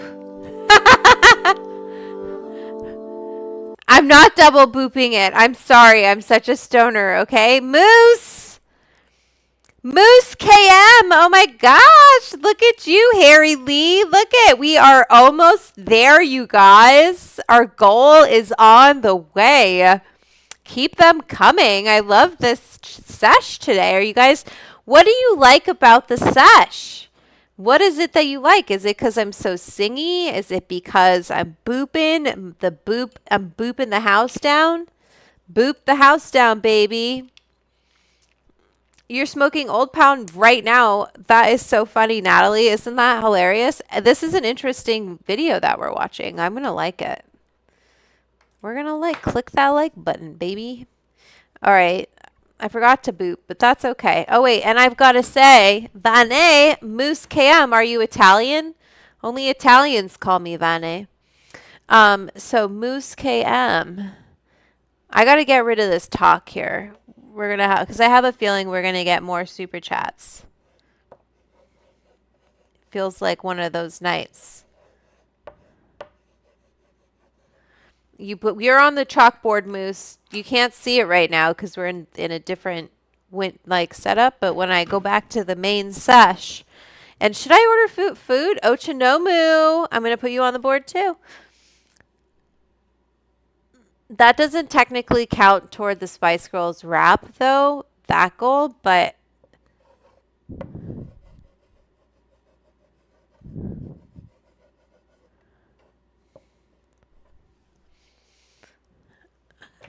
Okay.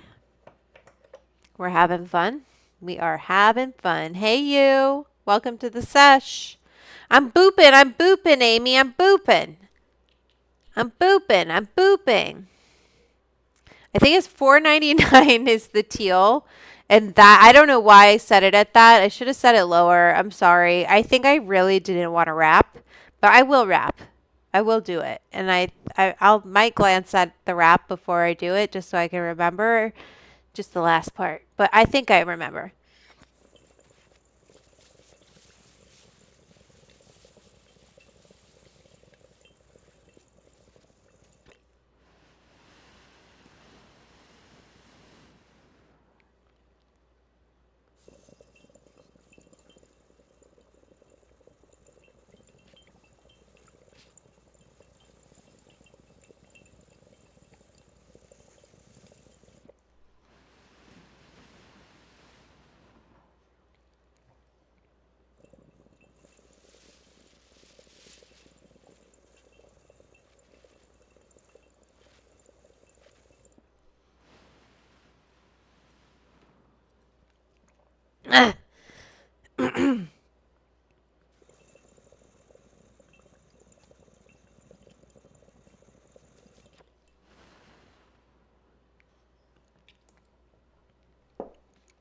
Okay, no more boops for a second.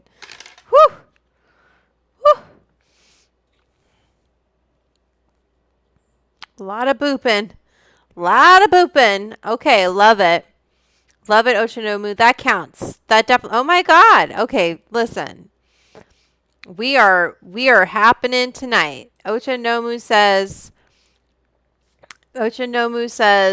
let's go, baby. Spice Girls. Oh my God. Rapping Spice Girls. It's happening, my friends. I've never seen this many super chats. I never realized. I hope Nina is still here. Nina, we got to do this, I guess, on Saturdays. They want me to rap. I don't know that many raps, people. I kind of only know not just this rap. Okay, let's watch this thing, so you guys.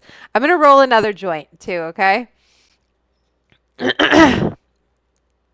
Wait, what studies? While chrysanthemums thrive just after 30 minutes of play. Wait, I'm Cuban, senorita. Thank you. Oh, well, okay, that makes sense. Latin language, right? Any kind of romance language, Latin language, you're gonna call me Vane. Whereas in America, they usually my nickname it's like Nessie. Whereas in Europe, Vane has been my experience. I like them both. I like them all. I like all the nicknames as long as they're nice. Love it. Be real got you. Yes, he did. I mean, I am not, like I said, this is not a real rap. This is the Spice Girls. Talk about Pavlov. The sound of the puffco is usually means my kids are in bed and it's time to start my nighttime routine. Holistic Leah, that is so awesome. Tell me, what do you think about puffco? I'm curious because there's been a really strong reaction to my using it. And I'm just curious, like I've heard mixed things from people. I've had so far, I haven't had it for a very long time. I've had a pretty good experience with it. It seems like very easy to clean, very easy to use. Like I definitely, Loch Nessie Monster. No. What genre of music would you play to your plants? I feel like classical music would definitely be something. I listen to classical music when I'm driving because especially when I'm driving, if I'm driving and I'm stressed out, but I still want to listen to music, then yes. Am I high as fuck? Not, I'm fine. I'm doing okay. I didn't order any food though, so I don't know what to do about that. I should probably order something. All right, let me order something before I roll this next joint. And let me do another poll since I feel like you guys are really having fun with my interactions. What am I rolling up next? So we did that. So we have nameless sour runts. We have alluvium organics, punch pops, and we have Moon Valley. What was it? It was Zushi. Start pull. Okay.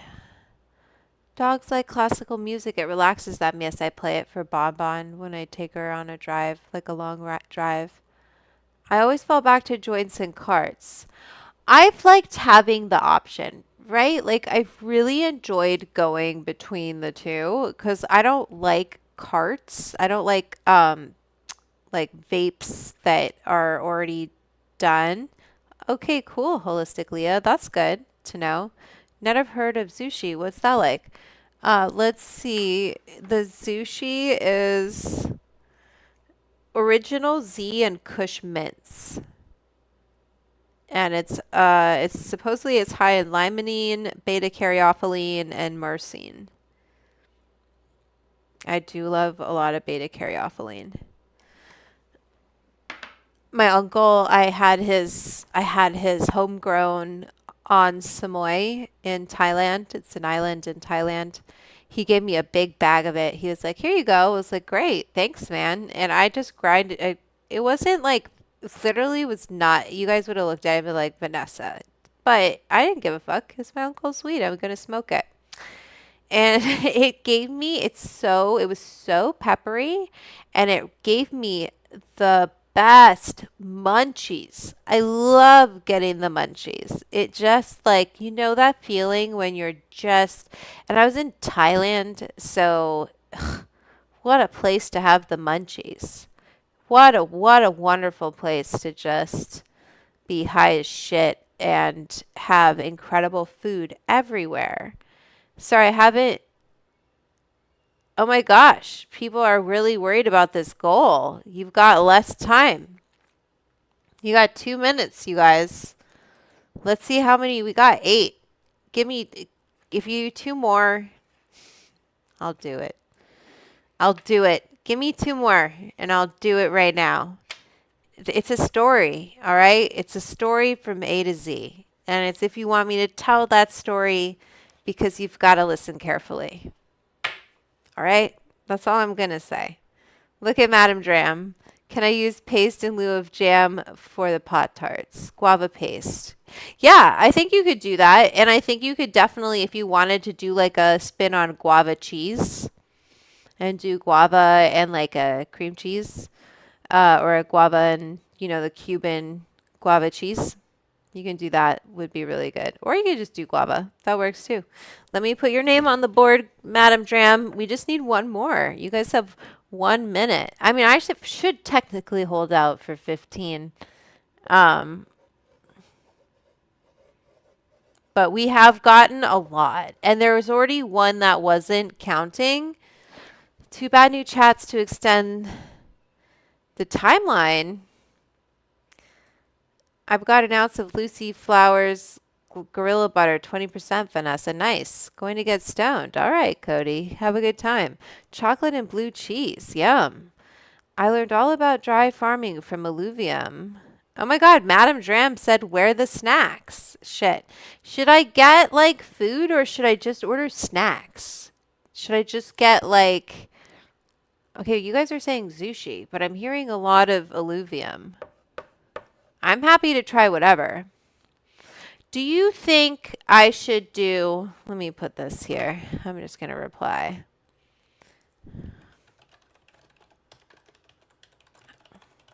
Snacks or like from a restaurante? I can't spell. There we go. Oh my God, guava cheese. Oh my God, sing it. Holy shit, Harry Lee. Okay, wait, give me a second. Give me a second. Oh my God.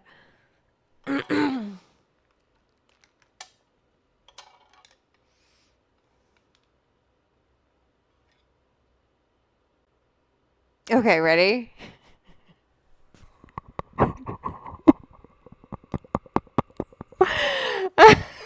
I hate that I have to do this right now. Dance, monkey, dance. I'll do it. I'll do it. I'm going to do it, okay? And then I'm going to order myself food.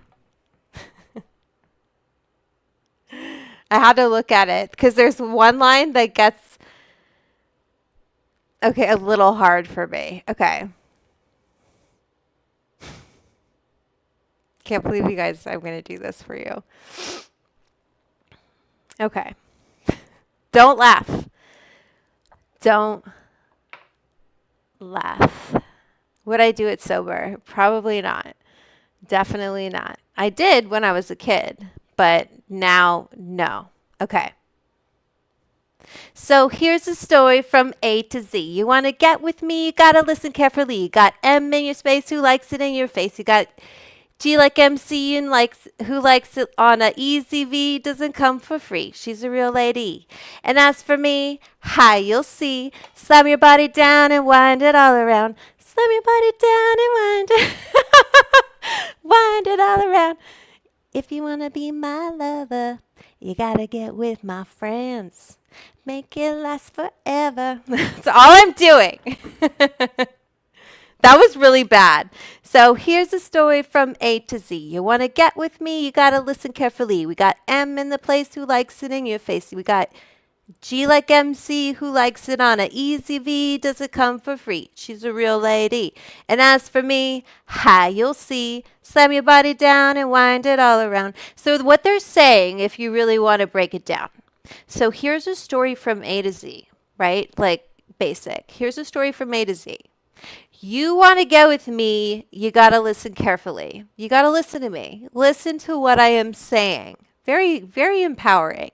We got M in the place. That is Baby Spice, okay? They've got Baby Spice Emily in the place, who likes it in your face. She likes to get in your face, okay? She is bubbly. She is talkative.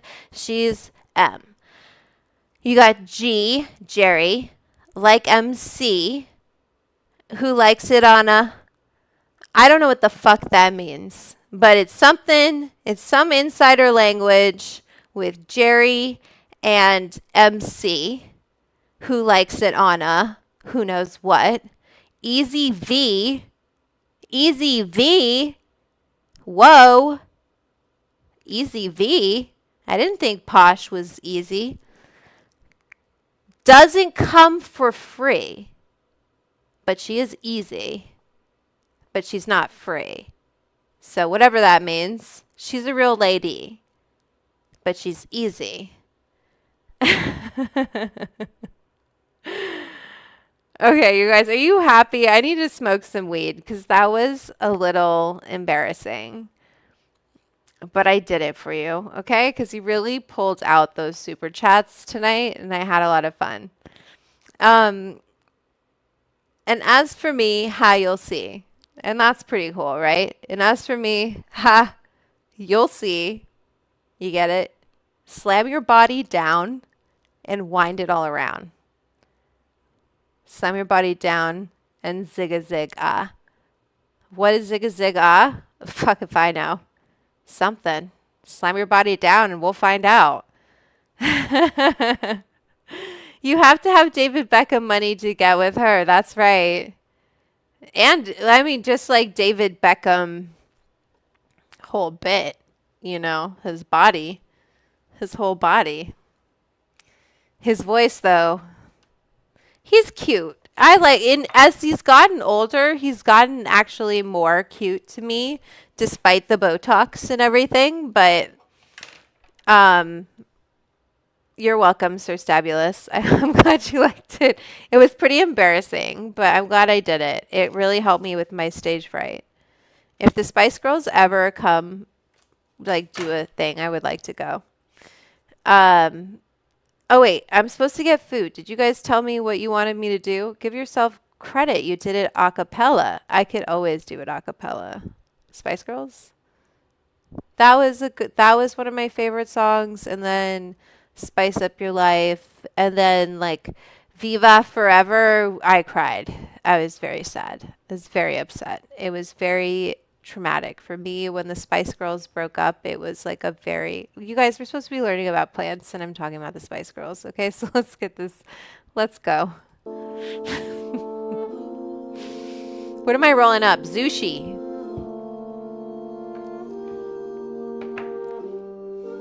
Really? It's always nice to come to the farm in the morning. And when the greenhouses are almost coming alive, it's quiet and the plants are starting to... All right, I'm making an official. I know you guys want the Zushi. I don't want it. I want to try the Sour Runts. Sorry. I want to try a different brand. I want to try a different cultivator. I liked that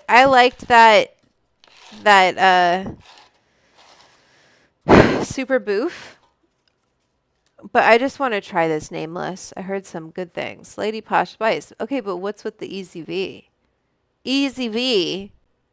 The fuck does Easy V mean? It's a little like, you know, like a little like snarky, right? It's a little snarky towards Victoria. But then it's like, but she doesn't come for free. She's easy. If you've got a lot of money.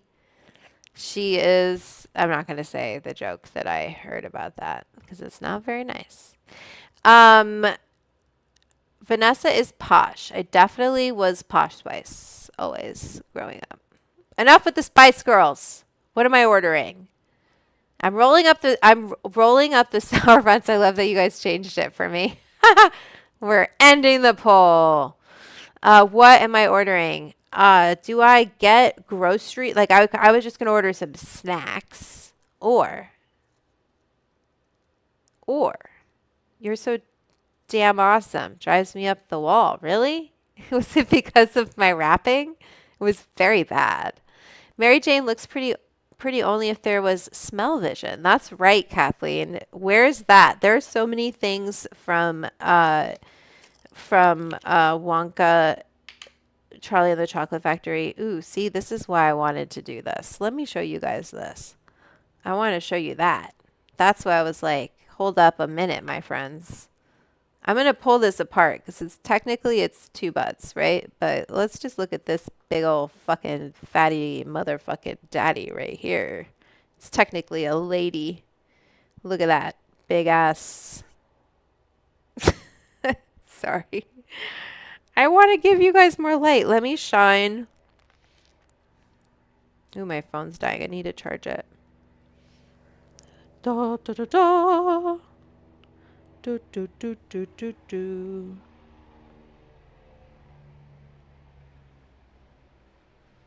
Ugh. No. I want to put it in front of my eyes so you can't see my eyes, but I want you guys to see it and to see all the crystals, but you can't. It's huge, right? It's a pretty little baby right there. Not very little. It is so pretty. It has so many crystals. I want to show you guys. Let me see if I can turn my iPhone on and just show you with my NDI. Let me plug in my phone real quick. Give me a momento, uno momento. I will order some food, but tell me what you want me to do, you guys. Do you want me to order some food from a restaurant, or should I get like kind of a grocery situation? NDI. Can they see it? Let me clean my lens. The dog is totally passed out.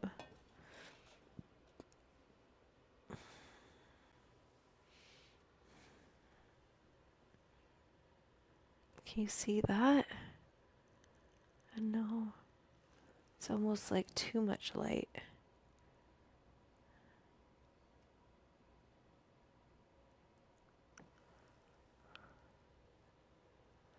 Oh, that's not such a thing.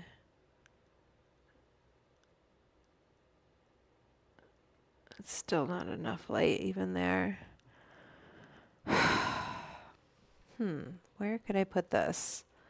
You guys will actually see it. I just want you to see.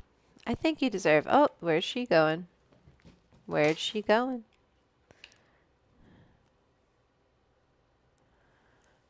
I want to see if I put it. Okay, let's try it this way. I'm sorry that it's going to look weird for a second. Where is that? Why don't I see the iPhone? Oh, there it is. Look at it's my finger. Don't worry. I'm trying to show you guys. Right? But I want to get you the light. Oh my god, I'm so bad at this. I'm going to make it big. But I want to put a light on it. Damn it. Won't focus without.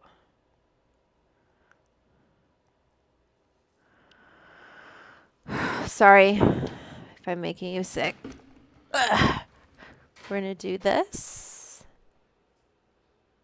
No, we're not. It doesn't want to do it.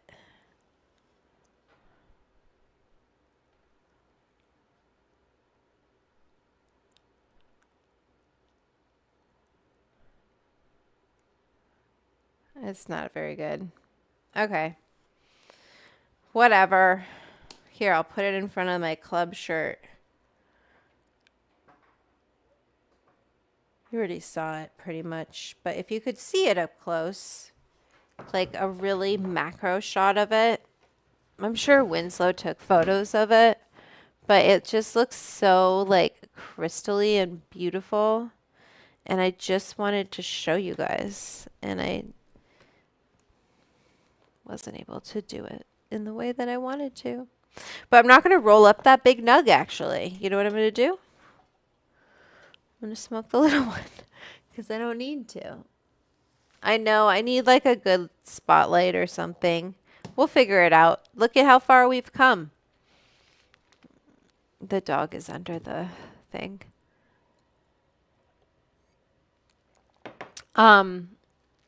Did anyone answer what I'm ordering? When are we getting a calendar? I'm not seeing all of these chats. It's a lot of chats. The best way for me to see your chat is to send me a super chat. Hey, it's Jake from Ladybug Farms. Yes, this is State Farm joke. Oh, you're funny. You're funny. Boop. Oh my god, Natalie. Natalie? Are you booping me? Okay, I'm going to roll up this. I'm going to boop. Fine, I'm going to boop. Look at him dropping things. Y'all want me to boop? Trying to roll up stuff. We're going to boop. We're going to do this. We've got that flower. Bonbon is underneath the couch now. That's okay. I'm going to play this for a little bit while I set up this boop. To wake up, there's a feeling, there's an energy there. Oh. It's calming. It is Jake from Ladybug Farm. Faucets turning on and plants being irrigated, doors opening, people walking around. There's a lot of music walking through the greenhouses. To me, anyway. As a musician, my inspirations always come from going out into nature and connecting to a place. And making music. Boop is code for a dab. Harry Lee, I have a question. Have you done on the Edibles Club make cereal bars? I get what you're saying. Are you high or am I high? Fruity Pebbles. Yeah, we could do like oh, you mean like a cereal like a cereal treat with gummies. Turn it up. Oh, my bad. Okay, I'll turn it up.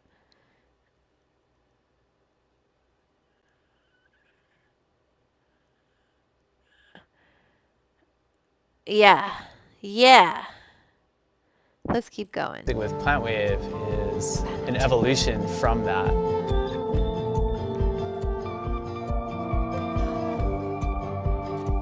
With PlantWave, we connect two sensors to a plant's leaves. We're sending a current through the plant, and we're measuring how much electricity is going from one part of the plant to the other, and we're graphing that as a wave. We translate that wave into pitch, and then we run those pitch messages into instruments. So every single note that you hear from a plant wave is actually played by the plant in real time. So you will modulate the ability for a plant to transmit to that? Yeah, so the plants will be playing these instruments that are built into this software, and they'll also be playing this synthesizer. So now I have this plant wave here. Do you want to listen to this plant? Let's do it.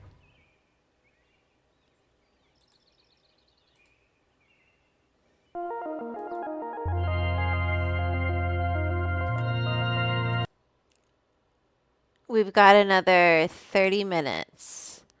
Should I order something? We didn't really... Listen, every time I order something, that's like... It's expensive. And we did so well on the super chat, and I did this like whole Spice Girls rap. And like, I don't want to spend it on stuff. So anyway, I'm going to do a boop. Also these boops, you know.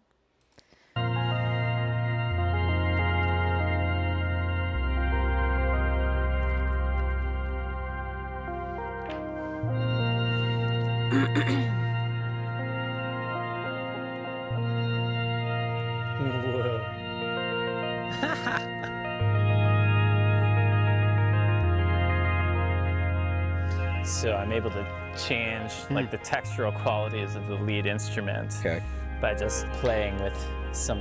Damn it, I forgot to boop again. I forgot to boop again. I forgot to boop again. I forgot. I'm sorry, I forgot to say it. Okay? I forgot. I'm sorry. I'm not double booping. That was too much. Okay, this already is a big boop. This is a big boop. I'm booping. It boop. Boop.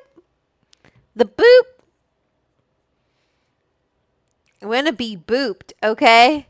I want to do something really quickly.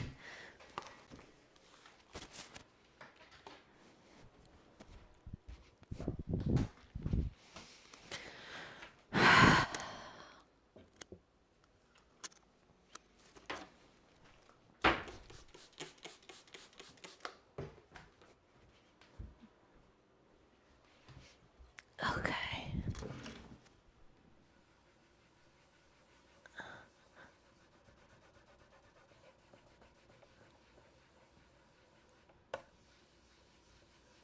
Okay.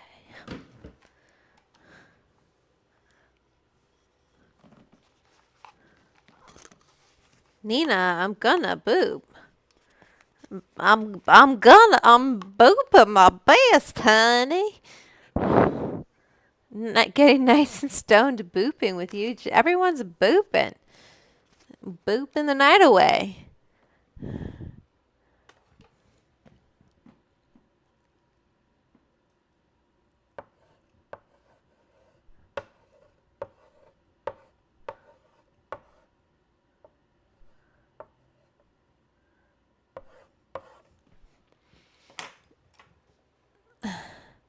I just want to show you guys what that says. Boop.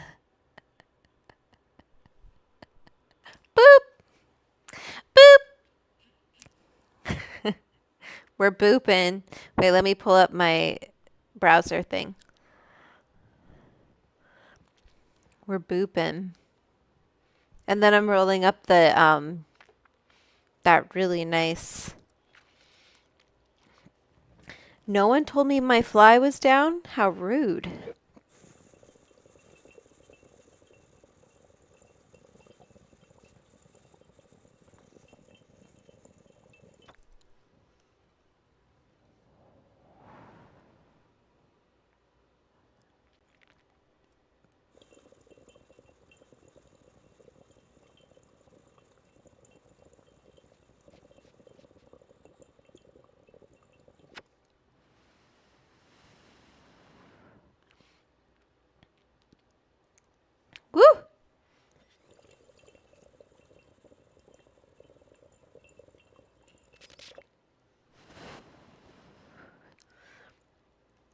I didn't extend that one, and I think that's okay.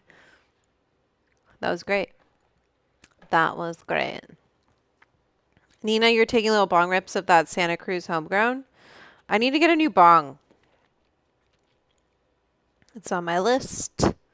Tis on my list.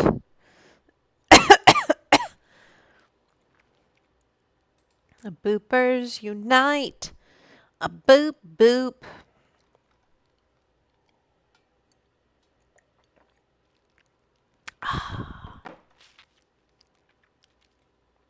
I love a little bong rip. The settings on the synthesizer. It's very trippy, very trancy, somewhat psychedelic. Crunchy. Mm-hmm. Boop. We To should know do that it. there is something going on in there that is making these frequencies and it's making these vibrations, I think it. Nina, we should tell Kyle to do. That was so LA. We should tell Kyle to take the 405 to the 10. Anyway, we should tell Kyle to do some artwork for Boop with the dab. He would totally do it. He would make it so cool. Then One it day. sort of wakes people up to the fact that there's more happening than meets the eye. It's not always what you see on the outside. There's much more going on in these plants than we know yet. Harry Lee is so high. And as far as these sounds go and these waves go compared to other plants, Harry Lee, I have to ask you, was it worth it?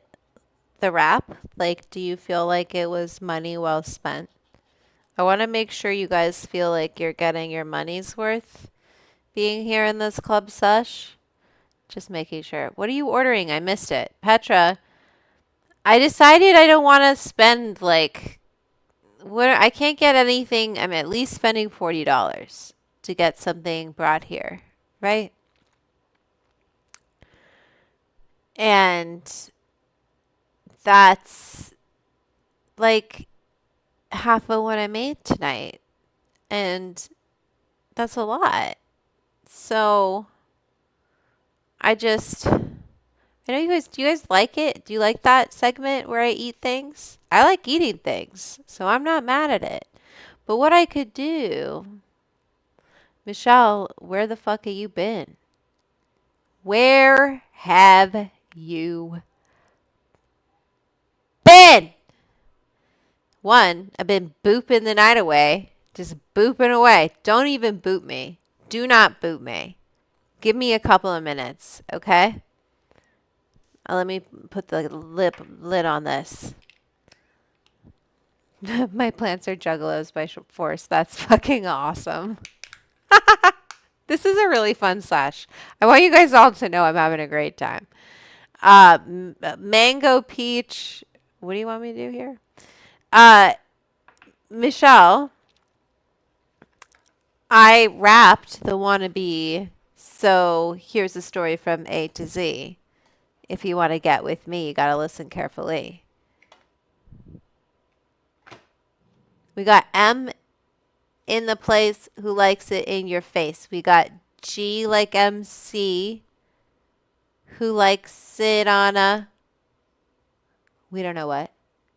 Easy V doesn't come for free. She's a real lady. And as for me, ha, you'll see. Slam your body down and wind it all around. Slam your body down and wind it all around. Woo! What do you see, Bonbon? What's there? She's, look at, I cut her tail. Can you tell? I gave her a little trim. I like it when it just, oh, Judy's just wagging her tail. She's just Rosetta wagging her tail.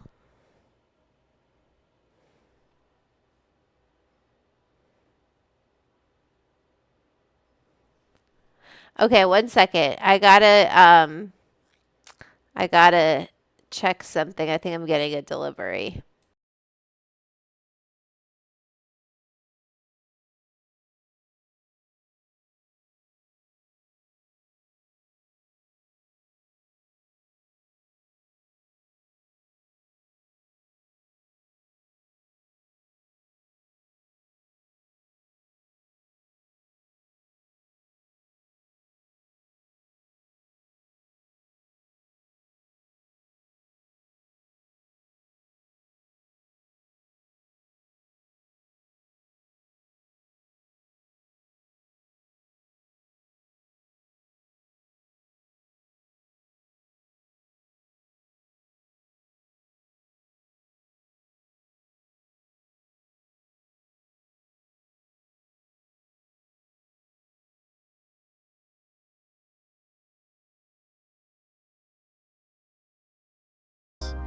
Is there a comparison, or is it just completely different typically from one plant to the next? Yeah, it's not only different between one plant to the next, every leaf is different.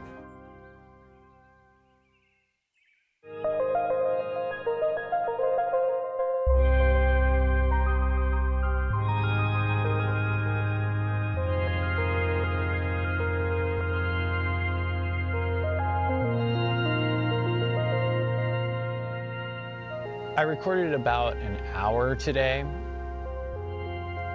And what I'll do is I'll cut that down and I'm going to start mixing the instruments and producing the final product.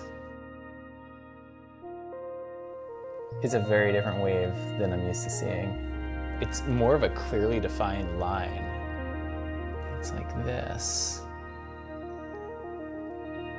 A lot of times you'll see like really thick lines.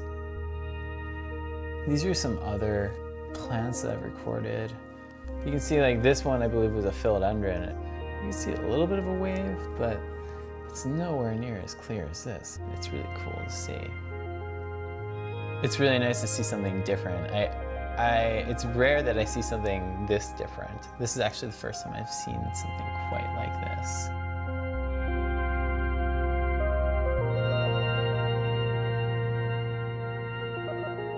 You're constantly learning from this plant in particular. If you're really taking care of this plant and you're giving it what it needs, the plant is going to give you back something positive in return. It really is living, it's sort of breathing, it's reacting to its environment. You really got to be in tune with that energy and that vibration, and listening to the plants and seeing what they can produce, I think is important.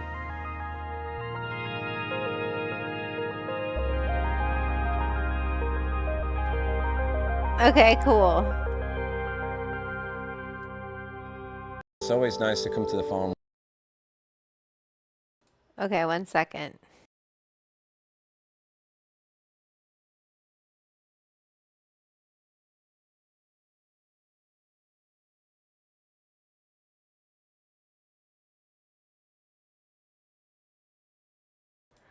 I'm just trying to find the next. That was interesting, right? They're like listening to the plant, the sounds of the plant. And I wanted to watch something else that's very interesting. Just like every one of you, I have at times wondered, does sound help plants grow? Now, we've all heard that talking to your plants helps them grow, but when you're talking to your plants, you're essentially shooting carbon dioxide at them. I theorize that talking creepily and closely and erotically to your plants will help them grow even more, which is scientific evidence that all plants want to f humans. This is plastic, by the way. What about just plain old carbon dioxide-less sound? Let's find out. Yes.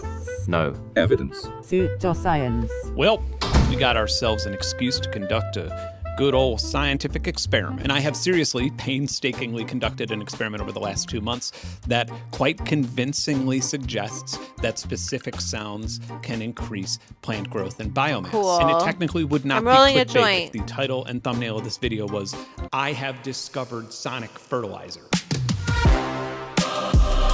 But hold on, there are a lot of asterisks that I need to hand out. What type of plant, what type of soil, what type of speaker, what type of setting, and that is more or less the point of this video. Now, I am, of course, going to show you a bunch of cool plant stuff, and in my opinion, it is really awesome. But while I'm showing it to you, I'm also going to be talking to you about what science is, and we're going to be addressing the big, gigantic elephant in the science room, the repeatability crisis, the fact that only 1/3 of modern scientific studies have results that can be repeated again, and what that means for everything. He's very loud, no? Back in 1962, a study at Animal Eye turn it down a University little found bit. that the growth rate of holy basil plants increased by 20% when consistently exposed to classical music, resulting in that an little dog. increased 72% of biomass. They switched it up to some Indian ragas, and that yielded similar results. They tried even more experiments with string instruments and harmoniums and rena music, and eventually reached the conclusion that the violin was the most effective instrument That for makes plant sense. growth. Not long after that, in Canada, another researcher managed to replicate this with wheat fields by playing Bach's Violin Sonata. Wow. And then things got a little, Breaking into this. kooky. In the early 1970s, a musician and author by the name of Dorothy Ritalik decided to run some experiments of her own. I won't go into all of the details, but she arranged some inadequately defined plant chambers, put a speaker inside of them, and played different types of music for the plants, and the results were astonishing. It turns out that the plants really liked listening to classical music and Indian ragas, and not only grew faster, but grew towards the speaker playing the music. Wow. However, the plants hated and grew away from the speaker when abrasive music such as Led Zeppelin and Jimi Hendrix was played. In fact, some of them died when being exposed to that stuff. And the plants didn't seem to like discordant classical music or single tones either. Wow. Dorothy wrote a now somewhat infamous book called The Sound of Music and Plants that showed off her findings and was widely published in 1973. I can't make everyone My happy. interpretation of the book was not that Dorothy was interested in increasing plant yield as much as she was interested in attempting to prove that there was a positive music and a negative music. But not only were her results not reproducible, but her methodology and even theory was pretty unclear. She was also religious and tried to staple her results to higher conclusions about New Age beliefs such as ESP and astrology. But what I personally found more problematic was the anthropomorphization, which I think is the longest word I've ever seen. I have to feed the dog, so I'm going to keep playing him, but that's what I'm going to do, okay? Oh. Oops. Said on this channel. But to anthropomorphize something is to project human attributes to non-human things. Lucy loves being on camera. Hers knows that all the people watching think she's so cute. Plants don't have feelings or emotions, much less do they enjoy or dislike particular genres of music. Naturally, that didn't stop the book from being treated as solid evidence by newspapers and writers across the world, and you can still see citations to her experiment on the internet today. But it did piss off a lot of scientists, and it became a bit of a de facto example of what one should be observant for if they intend to research effectively. So why does scientific method exist?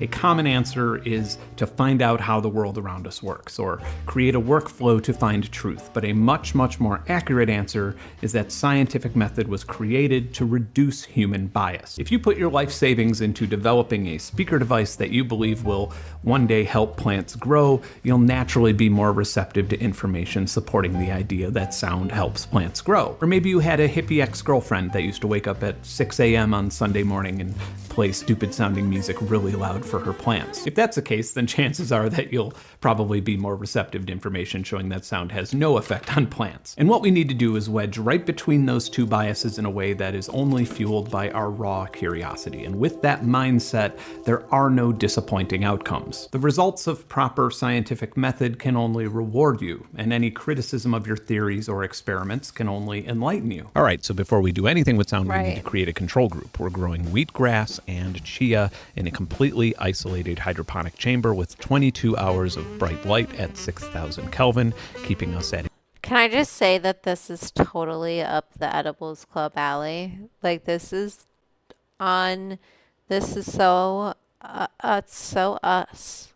I just want to say that. That's all I want to say. A consistent, constant 75 degrees Fahrenheit. The water will be constantly pumped and circulated in each hydroponic chamber to prevent any buildup of minerals or fungus in any specific areas. And there will be no fertilizer in the water. We're basically converting electricity into grass for 12 days per trial. One thing that I like to do is dig a deep, pedantic rabbit hole in my head that keeps asking more and more questions. For example, where's the annoying details are everything. A good example. Is there sound in outer space? The answer to this question is almost always a resounding no, because space is a vacuum and pressure waves cannot exist in a vacuum, right? No, actually, it doesn't really work like that. The Earth's gravity is what keeps our atmosphere glued to the planet, and it gradually diminishes the farther you get from the center of the Earth. So halfway between the Earth and the Moon, you still will have a little bit of Earth's atmosphere. I did a whole fucking video on this that nobody watched. Okay, so to figure out if there's sound in space, we need to define what space means. Where does the Earth end and space begin? Fortunately, Theodore von Karman calculated the theoretical... Okay, it's not letting me do another goal for some reason. I'm not really sure why. That's not cool. Fucking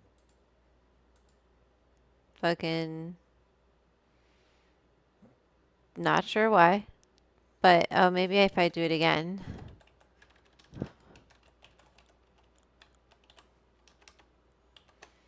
I think you guys know what this goal means. Okay? Can you see what the goal is? You got 30 minutes. Limit for airplane flight at 52.1 miles above Earth, and the FAI and almost everybody else called that the Kármán line, aka I'm also okay with this one not happening. Same as the other one, okay? But if you want me to do a super boop, you know what to do. the border where outer space begins. Then NOAA was like, actually, the Kármán line is 62 miles above sea level. And then the FAI was like, you know what? We changed our mind. It's 100 kilometers. And then the US Air Force said, nope, it's 50 miles above sea level. And then NASA was like, nah, guys, it's 72 miles. And then Theodore von Kármán himself said, you know what? I was wrong. It's actually really stupid to make a binary line between Earth and space. These days, the Kármán line is debated and redefined every time another billionaire builds a giant cock and shoots himself into the sky. But the reason I cannot tell you if you could hear sound in space or not is because it's a deeply flawed question. More on that in a second. Okay, the chia seeds just kind of sucked in general. The greenhouse lids didn't seem to do much other than physically hold the wheatgrass back, and the dry seeds performed about 30% better than the pre-soaked seeds. So that's our baseline. Now we'll put in... Wait, Michelle, why are you upset? The fuck, yo? Why are you saying the fuck, yo? What's wrong? What's going on? EDM has been my jam lately, along with retro dubstep. Cool. That's cool. new filtered and bulb days. Geeky. Technically, it is not cold outside right now. It's just that there's not enough thermal energy Look being at those transferred chickens. from one... Very, like, it's a little intense.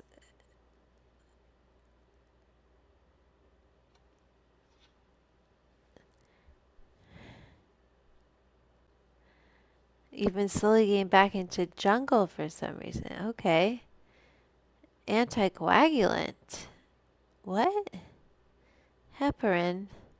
Listen to the chickens. John Coltrane's version of My Favorite Things is my favorite jazz composition. Nice, madam. I was huge into house for a long time, still bit into Ultra Nate and Crystal Waters. That's obviously why so many research papers tend to use math instead of a simplified conversational language when getting into the specifics of a theory or an experiment. This is the nameless sour runts. We're trying it out. It looks so beautiful. We're going to do this. I'm sorry, Michelle. I'm doing my best. I'm doing my best, honey. I'm going to light this. We're going to do this.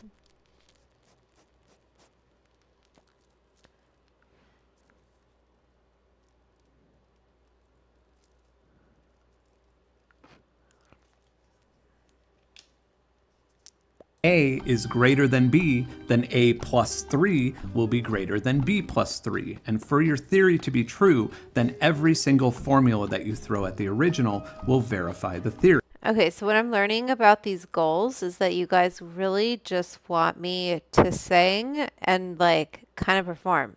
But like I'm not a good the problem is I'm not a good singer.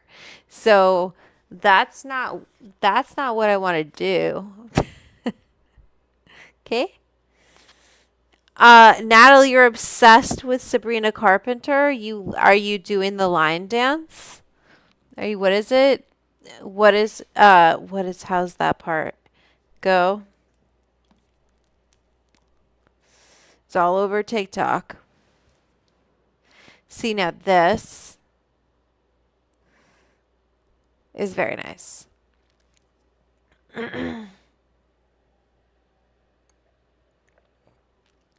Anticoagulant is like it's like, what's your coagulate, right? Like clot, right? What does coagulate mean? What a fucking weird word.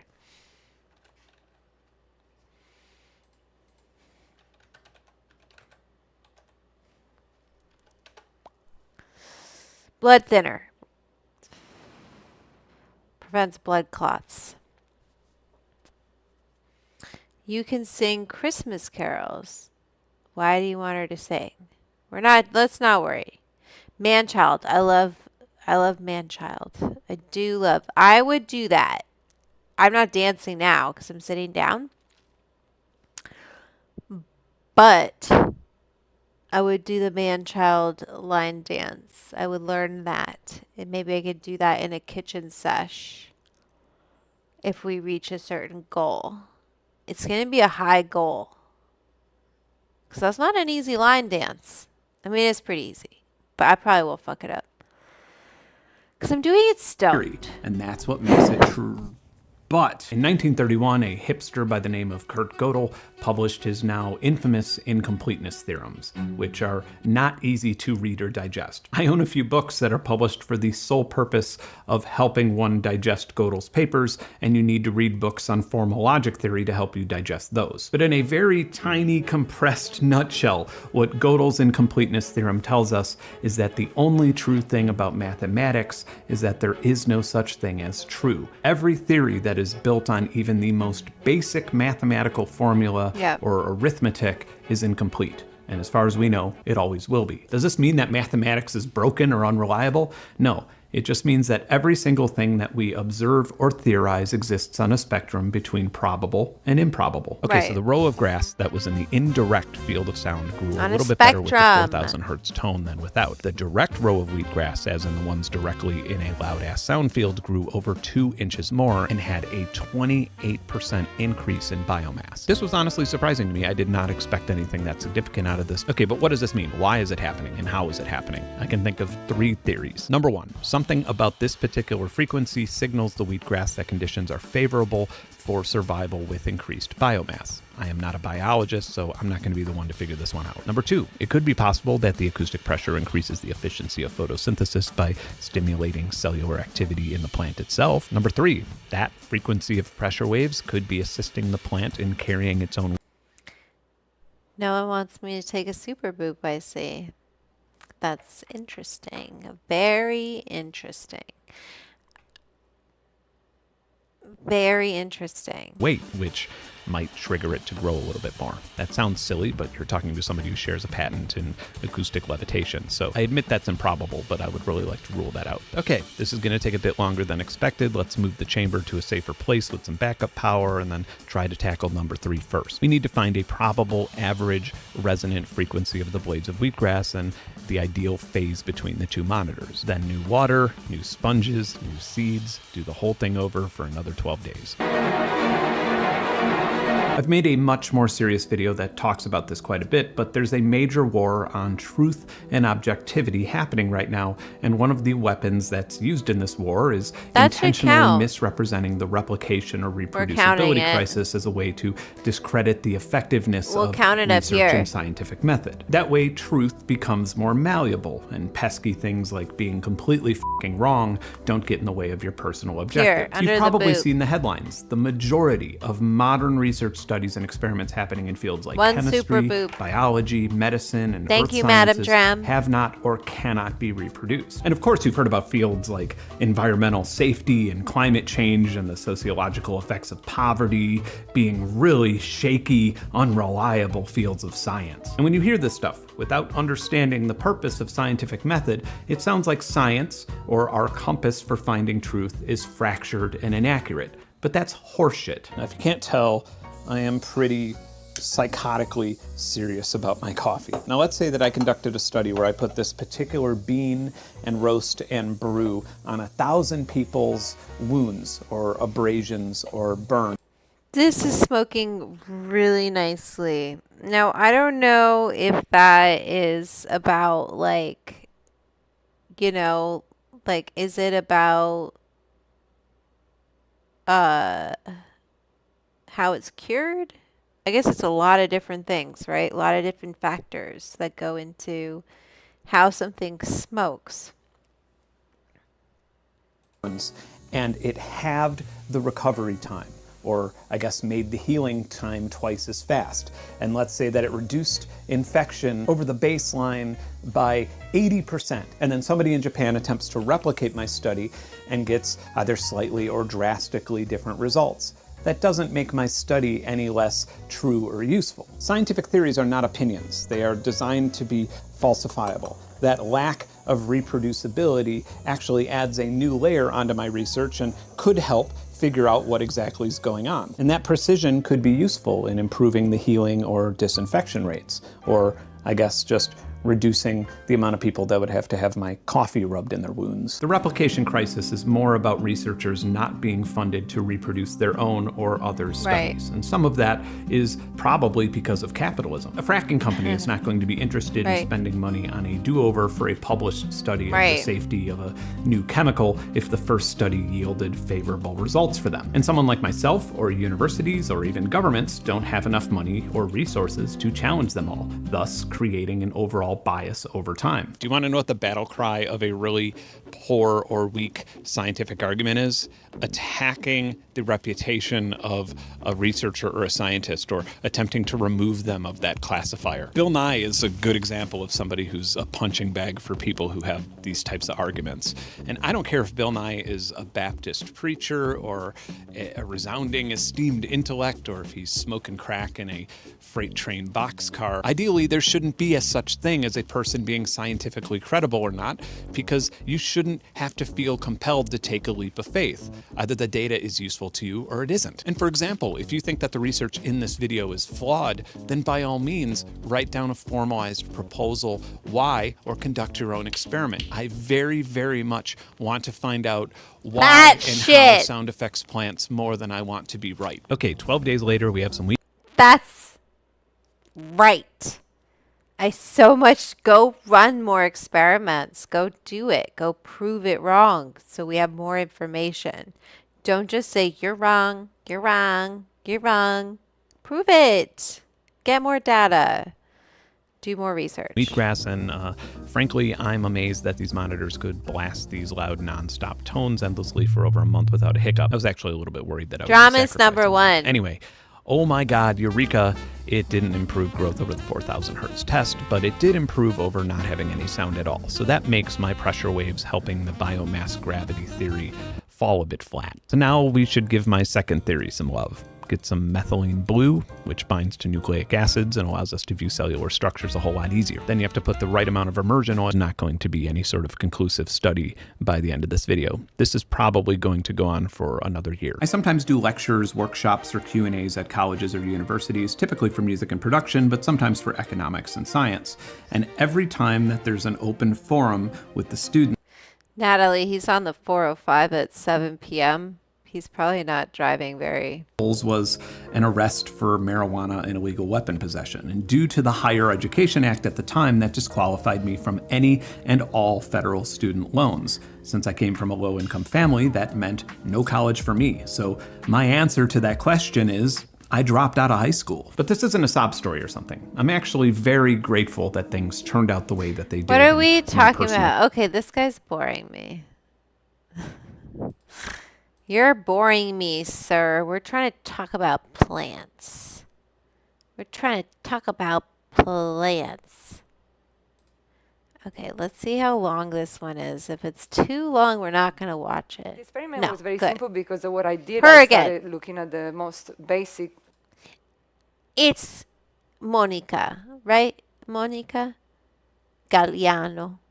We like her. She's smart.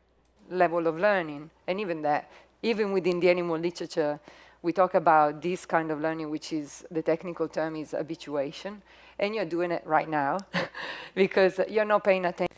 Madam Jim, I don't really have any snacks. I just have I have a date and macadamia nuts and chocolate. That's what I can do. Does that sound good? Let me know if it does. Attention to the lights, to the smell, to the temperature, to this and that. Like, oh, you are, you have already decided that it's not going to kill you right now. So you can kind of ignore it. But if the alarm was going to go off right now, your body will be ready to respond. So the idea is very simple. Like, you can't pay attention to everything that is happening around you all the time because you wouldn't last very long. So you cut out, you remove the information that is irrelevant to you right now. And but you want to be responsive in case some relevant bits of information arrives, like the alarm. So I did the same experiment, and I used mimosa. It was a plant that was used from Darwin to Bose and many others. And actually, it's a plant that even from the ancient times, it's always attracted our attention. Why? Because it moves at our time scale. And so we can actually see it doing something. And basically the question was the same. It's like if I do something that is kind of scary or disturbing at first, but it's not deadly, it looks like it could be potentially a problem, but actually through experience, the plant should realize that nothing really happens. So this plant closes the leaves quite rapidly when it's disturbed. And so, as you just saw, I created this kind of torture thingy. But no plants were hurt, really, during the conduction of these experiments. So basically, I would drop the plant, and the base of that structure is foam. So the plant will be dropped from a set height. Okay, so I'm going to show you what I do. I pull the date. I like dates that are whole. I find that they are moister than when they are pitted. When they're pitted, I find that they're dried out. That has been my experience. And I eat a lot of dates. And then I've been taking, thank you, Jen Shelbo, I've been taking these Ghirardelli chocolate chips. These are so good. I know I say that a lot. And then I am so lazy. I know people are like, do a bark, do this. Sure, let's do that for the club one day. When I just want a snack, I just shove it right into the date. Look at this. Oh my God. Don't need to do nothing.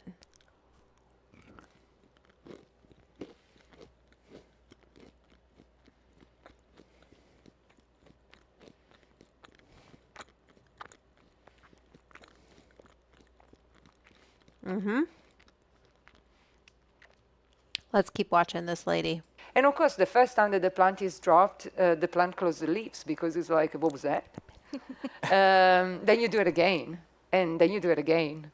And that's exactly what we would do if it was an animal. You know, you repeat, and you repeat several times.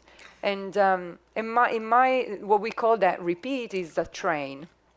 And the train for this experiment was like 60 drops consecutively. But what happened? Okay, and this is like the part where I'm a brat.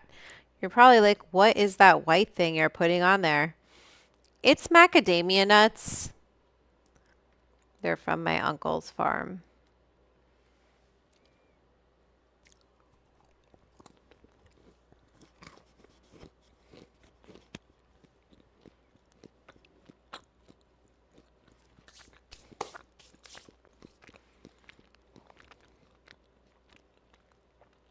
But I just want to say they're like,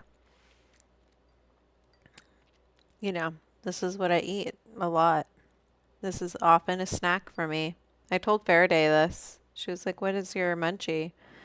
Like, what's your go-to snack? And it's like a little bit, not salty, because these nuts aren't salted. They're just, he lightly roasts them so they don't go like rancid so easily. He kind of like pasteurizes them in a way. And then, or like dehydrates them. I don't know what he's doing. I'll have to ask him his process. And then it's just like, yeah, just put it into this date, which is all caramel like. And then you got the bittersweet chocolate. Yeah, that's all I need. That's all I need. I don't need much more than this. Cold beverage, joint, dabberini, whatever. And as you can see from that cartoon is that the plants actually after 2, 3 of those supposed to be 60 drops, they were like, oh, I got it. I got it. Nothing is happening and I'm not bothering closing my leaves.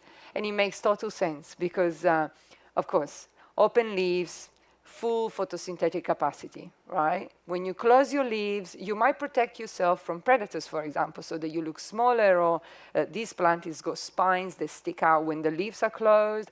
So, you know, it's you're defending. But if there is actually no danger, you're defending against nothing. But by closing, you are cutting away your opportunity to feed on light. And for this plant, when the leaves are closed, it loses like 40% of photosynthetic capacity. That's a lot, especially if there's no reason. That's the mimosa. And so in my experiment, actually, I had plants that were in an environment where there was lots of light. So making mistake is not that critical. You can make an extra mistake. Ooh, I love a good popcorn, Natalie. A little popcorn. It's okay. But there was a group of plants, sorry, that was actually in an environment where there was sufficient light, but not an abundance of light. So making the wrong decision there could have been more critical. And as you might... Make sure you hit the like button and subscribe. Oh, I want to ask you guys another question before we end this stream. Oh no. Where were we? What happened, as you can see from that cartoon, is that the plants are and then you do it again. And that's exactly what we would do if it was an animal. You know, you repeat. And you repeat several times. Sorry. And in my what we call that repeat is a train. And the train for this experiment was like 60 drops consecutively. But what happened, as you can see from that cartoon, is that the plants actually, after 2, 3 of those supposed to be 60 drops, they were like, I got it. I got it. Nothing is happening, and I'm not bothering closing my leaves. And it makes total sense because, of course, open leaves, full photosynthetic Very capacity, cool. right? When you close your leaves, you might protect yourself from predators, for example, so that you look smaller. Or Oh, we already these listened to plants this, got sorry. Spines, they stick out when the leaves are closed. So, you know, it's you're defending. But if there is actually no danger, you're defending against nothing. But by closing, you are cutting away your opportunity to feed on light. And for this plant, when the leaves are closed, it loses like 40% of photosynthetic capacity. That's a lot, especially if there's no reason. And so in my experiment, actually, I had plants that were in an environment where there was lots of light. So making mistake is not that critical. You can make an extra mistake, it's okay. But there was a group of plants, sorry, there was actually in an environment where there was sufficient light, but not an abundance of light. So making the wrong decision there could have been more critical. And as you might can guess, what the plants do is like when they are in good environments, they take their time to learn. They still learn, but they are slower. And, you know, yeah, whatever. I can drop another time. While the one that are in low light environments, of course, there is an urgency to get it right, because that could be, in a real scenario, could be a really dangerous thing to do if you don't get it. And so those plants learn very quickly. And so you say, oh, excellent, you know. Plants, Excellent. you know, it looks like they're learning the trick. So then what you do is like, I wonder how long they can remember this. So I thought like 3 days. I'll come back in 3 days. That should be enough. They won't remember. And they did. What did Billy Bob say?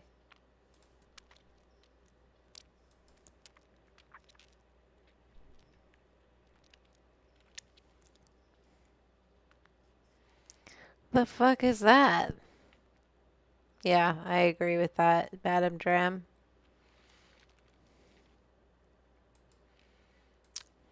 Don't know what that's about. Just as if we just did that. And then say, okay, then I'll come back in 6 days.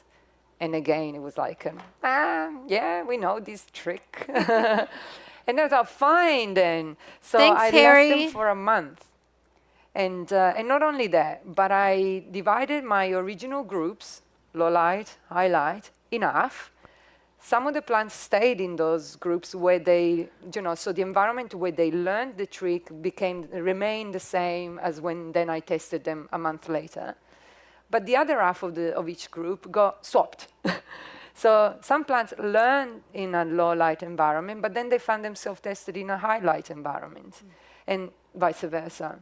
And so, you know, suddenly it's like, okay, so you learned a trick, but it's context dependent. So would you change what you're doing? And what was interesting, many things were interesting. One, that after 28 days. 11% of you said, no, I'm not. What's the Edibles Club? Okay, so it's on my shirt, obviously. But the Edibles Club is my Patreon, and it is a very exclusive Discord where if you want to come and hang out, share what you're smoking, share whatever you want. I mean, well, within reason, we have rules.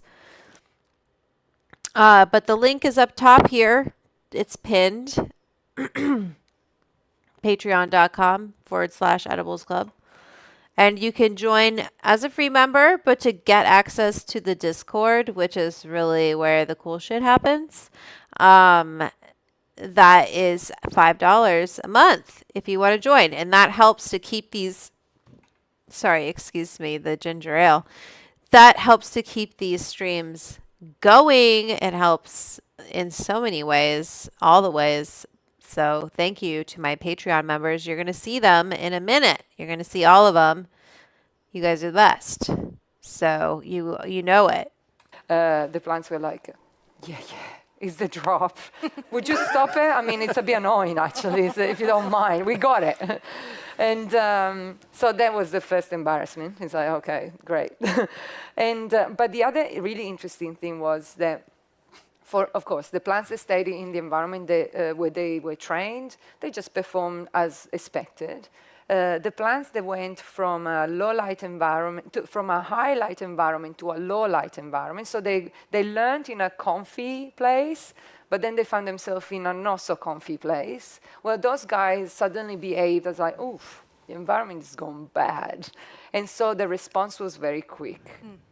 But the interesting part was for the other group, the one that went from the low light environment to the high. And you say, now you can relax. The environment is going good, right? But they don't. And what's my suspicion is that what they're doing is like, not only they are learning the trick and they remember it, but they're also learning another aspect of that context, which is the environment changes. The environment can change, and it went from bad to good once, so it can return to bad again. So they remain on alert, as if it's like, okay, anytime now, it could just go back that way, and so we're ready. And they do this, and of course, there is no brain or neurons, and that is the part that is very disturbing. Wow. Why is it disturbing? I wonder. Do you get what she's saying? She's saying like the plant. So what she was doing is she's taking the plant and she's dropping it from like low light to high light, and sometimes high light to low light. And even the plants, when they were going and repeatedly, and the plant would learn that this was happening at a certain point. It would learn it, and it would stop opening or closing its leaves. And just the change itself, even if it was learning that it was going from bad light to good light, it's still that back and forth. It remembered it. So it was always alert. It's kind of like the plant had CPTSD, so it's ready. It's in. What is it? It's gonna do something. So there you go.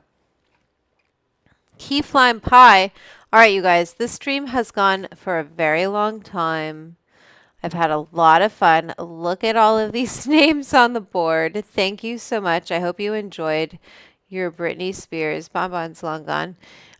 Your Britney Spears performance. It was fun for me. It was hopefully not too embarrassing. And I'm going to roll the credits. This was a lot of fun. I'll see you all on Saturday.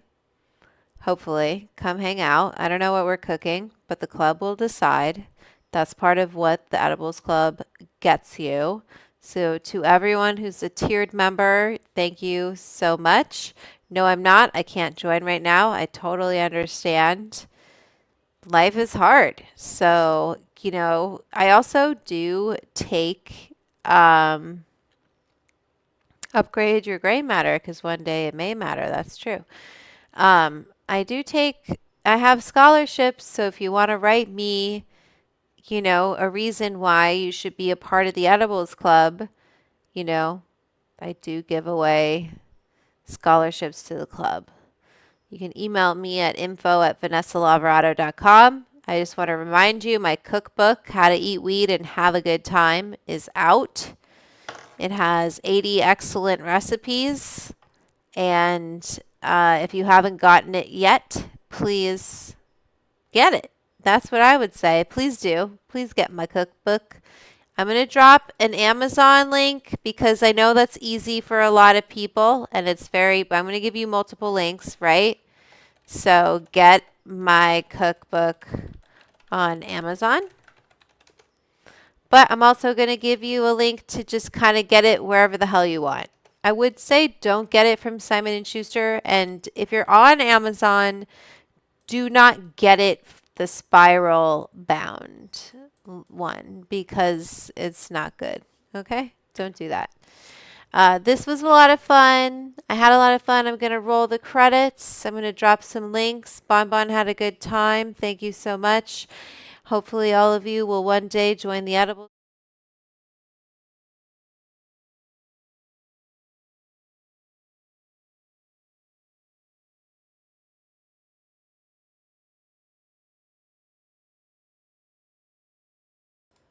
Hi, it's me. I'm back. These are my club members. The Edibles Club members. Write you. Yeah, Kyle. You can write me. info@vanessalaverato.com. Give me a good reason. Maybe I'll give you a 5 on it for a couple months and you can come and check out the club. Tell me why you want to be a member of the Edibles Club, because look at all these wonderful people here. I didn't even, our Edibles Club producers, we have Edibles producers, Madam Dram, Chris Core, Lindsay Gabriel. Thanks for making the club happen. We have all sorts of tiers, 5 on it, quarter up, bounce for ounce, and then Edibles producer. And each tier contributes to making this all possible, helps get me, you know, the right equipment and pay for ingredients for the kitchen sesh, which is on Saturdays at 1:20 p.m. Pacific. The cookbook, thank you, Harry. Thanks everyone who has left me 5-star reviews. I see all of you. I appreciate all of you. My editor is ecstatic. And I'm ecstatic, even though I'm really high right now. I'm going to do some more booping. And I'll see everyone in the Discord because 50% of you all here are members of my club. So thank you so much. And I will see you later. Remember who you are.